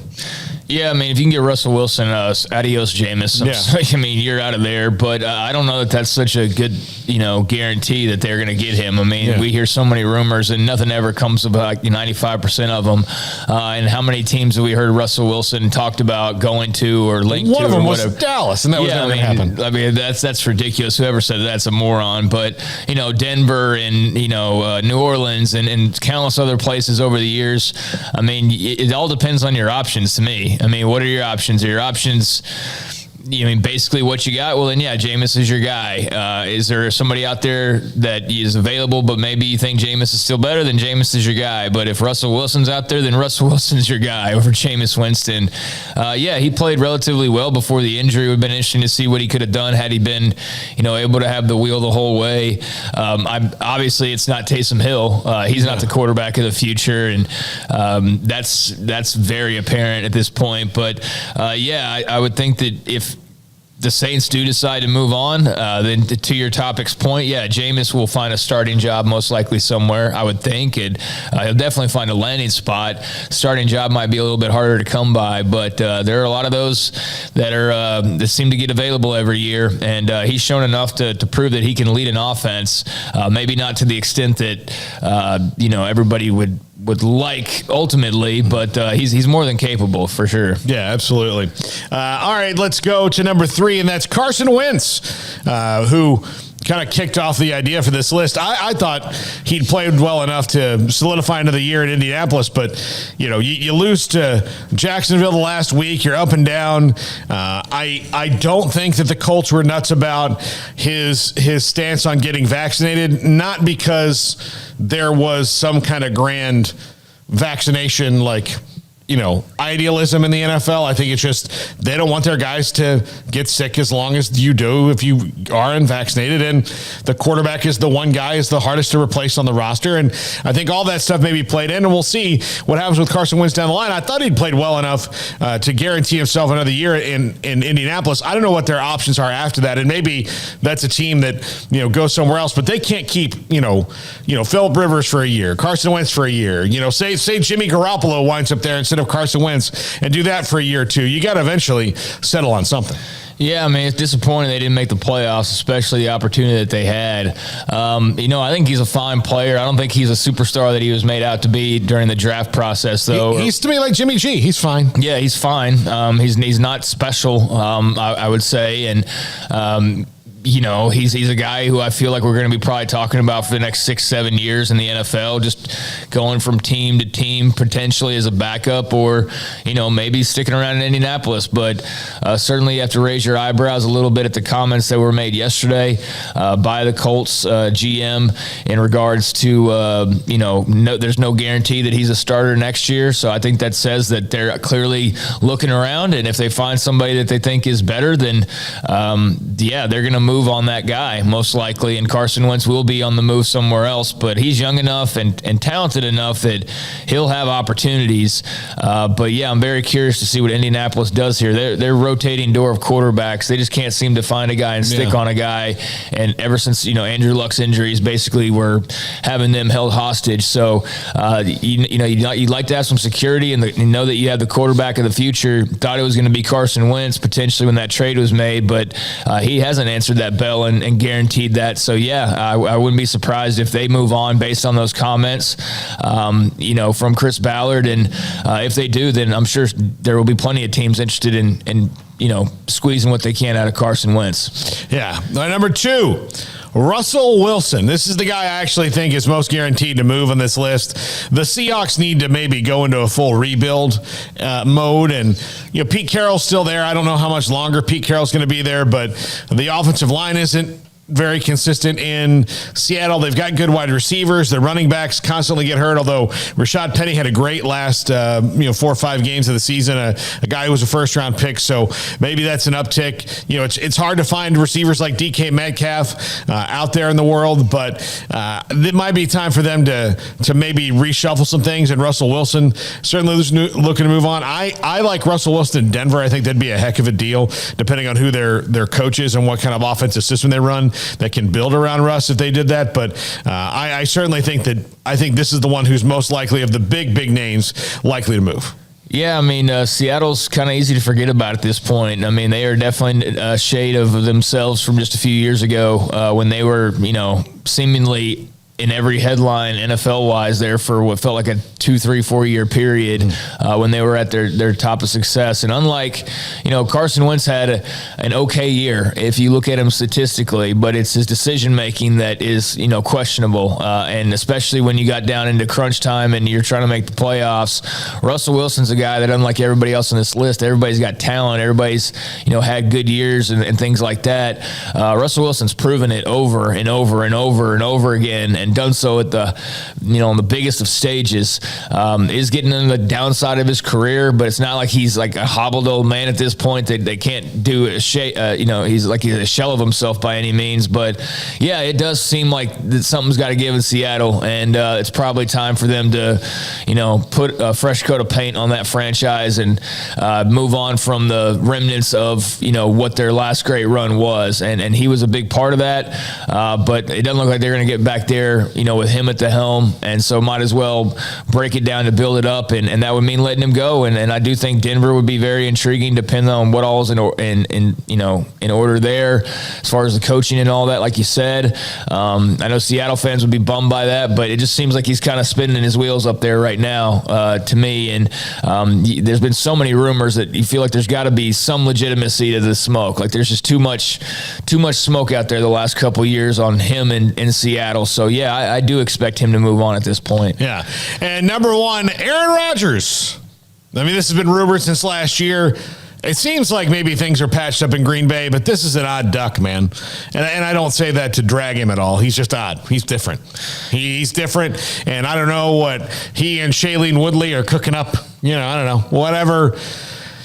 He's at the end of his career. I mean, he's in the latter part of it. I mean, he could play 7, 8 more years, no problem, given his ability, and he's probably the MVP this year, but it seems like he wants to be somewhere else. So we'll see what happens with Aaron Rodgers. I actually don't think this is going to happen. I think that he'll probably stay in Green Bay, but they've made the moves to make it easy for him to get out of the contract after this year and for them to trade him and the salary cap implications. But I do think Aaron Rodgers could be somewhere else. I don't know. He seems like he wants to be somewhere else, and I don't know enough about all the minuscule details for every reason why he's unhappy or wants out and all that. I mean, I know there's been a lot of talk about just him and the franchise in the last couple of years, but like you said, the MVP of the league this year.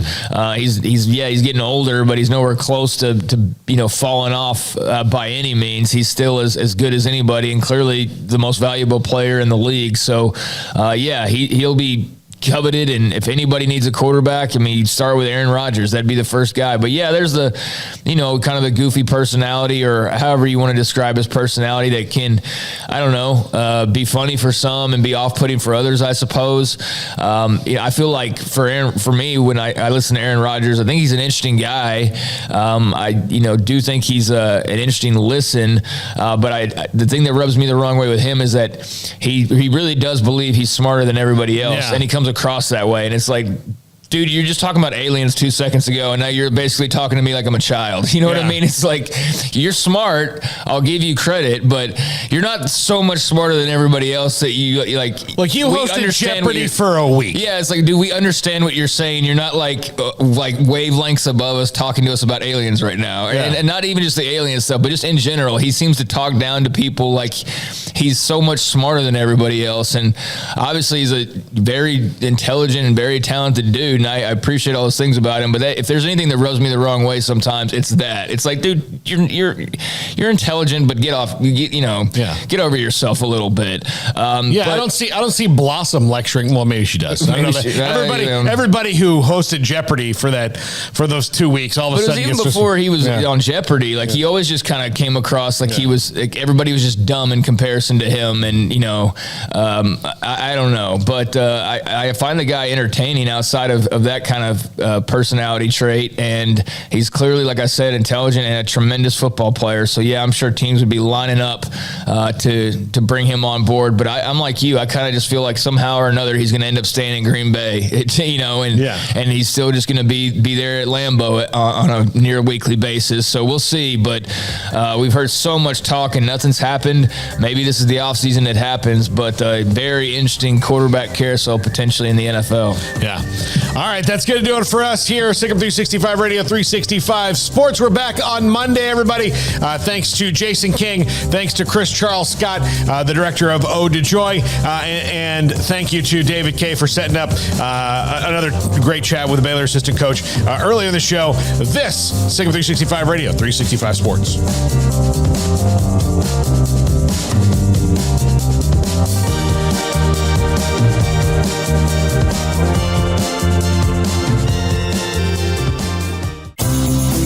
Ideal MRI is a small family business right here in Central Texas. We're open to support you while lowering the cost of healthcare bills. When you need an MRI, ask your doctor for an Ideal MRI. Visit us at idealmri.com or call us at 833-IDEAL-MRI. Stepping into the boots of a U.S. Army officer can add confidence and leadership skills to your son or daughter's career path. See all the things they can achieve in our boots at GoArmy.com. U.S. Army Waco Recruiting Company, 254-598-8131 or 254-776-1543. After my first car accident, I feared the biggest damage would be to my wallet. I expected a mountain of bills and a long, drawn-out process. But my Texas Farm Bureau insurance agent was there when I needed her and helped me get back on my feet and in my car in no time. Instead of a hassle, I got reassurance and a quick recovery. Stop by and see our agents at one of our 3 McLennan County locations. Coverage and discounts are subject to qualifications and policy terms and may vary by situation.